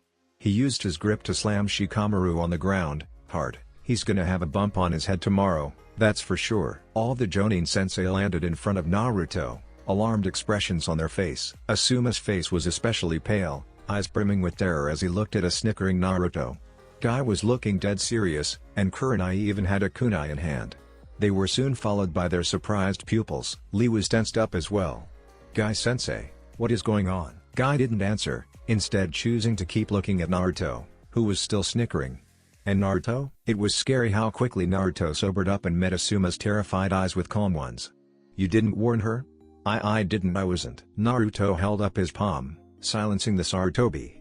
Don't worry, she's fine. It will take a few minutes though. Kiba was frowning. Shouldn't Ino be in control right now? Naruto gave a grin that was all teeth. Doesn't work on me. Will you let her go now? Naruto's eyes flickered to Kurenai, who was tightly clutching a kunai. She kept it in front of her, pointed to the side as if warning him to stay where he was. Just to mess with them. Naruto acted all nonchalant. Stuffing his hands in his pockets, he tilted his head. What is that kunai supposed to do? Kurenai-san. Kurenai slowly lowered the kunai, but eyed him with distrustful eyes. Naruto figured she was one of those people who never really forgot what happened all those years ago. He gave her a wide smile, as if thoroughly enjoying this. He didn't give a shit about what she thought of him. Naruto, Guy said slowly, where is Ino? Naruto looked up with a thoughtful eye, as if the sky would give him answers. She should be coming up right about now. Right as he finished, Ino's body shot awake with a scream. Not just any scream, but a scream of true terror. Naruto shut out all of his emotions when Ino's eyes locked with his, and tears leaked out of her eyes as she desperately shuffled back until her back hit a tree. Stay away. Asuma and Kurenai rushed to her, with the former wrapping his arms around her. Hinata and Tenten walked over to Ino, trying to get her to calm down. Naruto stood rooted to his spot, knowing if he took even one step forward it would likely send Ino into a panic attack. All the Chunin and Neji were looking at him and Ino curiously. Neji took a cautious step forward. Naruto? Naruto minutely shook his head, and Neji backed off. Now wasn't the time. Naruto heaved a sigh. I thought you promised not to do anything serious. Kurama's reply was indignant. I did no such thing. I just showed her my teeth and rambled a little nonsense. Nothing big. She's traumatized, Kurama. Hey, not my fault if they have such weak wills. You aren't really a scale for comparison. Why thank you. Plus, it was just a little harmless threatening. Now let me sleep. Naruto looked off to the side, a conflict raging inside. This was not how he wanted his friends to find out the truth, and he certainly didn't want to break it this way, to Ino of all people. He took a step forward, ignoring how Ino's screams started again. He also ignored how Kurenai hissed at him to stay back. He came to stop right before Ino, who was almost buried into Asuma's side. The bearded Jonin was shaking his head at him in a warning. Don't Naruto. Naruto shook his head back. I need to fix this. He knelt down before her and hid his wince when Ino looked at him in terror. Feelings of hurt long forgotten came rushing back, and it took all of his training to not let anything show on his face. He looked right in her eyes, feeling a bit guilty for the cruel prank. I'm sorry you had to see that. He paused, considering his next words, and I sincerely apologize on his behalf. If you were sorry you wouldn't be laughing. Kurenai spat. Naruto closed his eyes and took a deep breath, counting to 10. He was so not in the mood to deal with Kurenai right now. He turned his head and when he opened his eyes, Kurenai's breath got caught in her throat when she gazed upon the hauntingly familiar red-slitted eyes. The sheer rage in them was fully directed at her. Trust me, no one except him is laughing right now. He blinked, and his blues were back. Kurenai shakily released her breath when he looked away from her. She was reminded once again that she really shouldn't be provoking him of all beings. Ino didn't even look like she had hurt him. She looked seconds away from calling him the M-word that he hated. Her voice was similar to that of a scared child. What are you? Naruto clenched his jaw and answered in a tight voice. A sacrifice. He then stood up and gazed around. All of his peers were looking at him with a mixture of curiosity and confusion. All Chunin here. He paused, and Neji, come to training ground 7 at 8 in the morning tomorrow. We need to talk. Without another word, he walked away. He hadn't taken more than 10 steps when he paused and turned around. Oh, Asuma-san. The Jonin jolted in surprise. What? He pointed to the unconscious forms of Shikamaru and Kyuji. I think you now know how they hold up against an S-rank shinobi. He nodded and flashed away. Lee stepped closer to his sensei. Guy-sensei? What was that? Guy's answer was somber. It's better if Naruto tells you, Lee. XXXXXXX. Naruto appeared right outside the Hokage's office, scaring Shizune and almost making her drop the pig. Oh, sorry Nei-san. Shizune smiled. It all right? Here for your meeting? Yeah. Naruto opened the door, letting himself and Shizune in before closing it. He was only a little surprised to see Kakashi though. He gave him a wave. Yo Kakashi. Yo Naruto. He walked forward until he was standing right in between Yamato and Kakashi. Tsunade finished shuffling the papers on her desk and gazed at them. I called you for an important announcement. I'm taking Team 7 off the mission roster. And didn't that throw him for a loop? Hokage-sama? Tsunade held up a hand. I wasn't finished. She opened the drawer on her left and took out a large file, which she handed to Naruto. What's this? Leaning back in her seat, she folded her arms. I'm putting together a new group, called the Nyu Shotai. The sole purpose of this group would be to hunt down and kill Akatsuki members whenever they enter Hai no Kuni. I want Team 7 to be a part of this. Naruto's eyes flickered over the list, noting that Asuma was in charge of Shikamaru, Izumo, and Kotetsu. Tamaru was put in charge of another group under Genma. Tsunade leaned forward. So what do you say? Naruto bit his lip in thought. I would love to accept but, he smiled sadly, I would hate to get you into trouble with the elders. Tsunade gave a dismissive wave. Don't worry about that. I could give less of a fuck about what they care.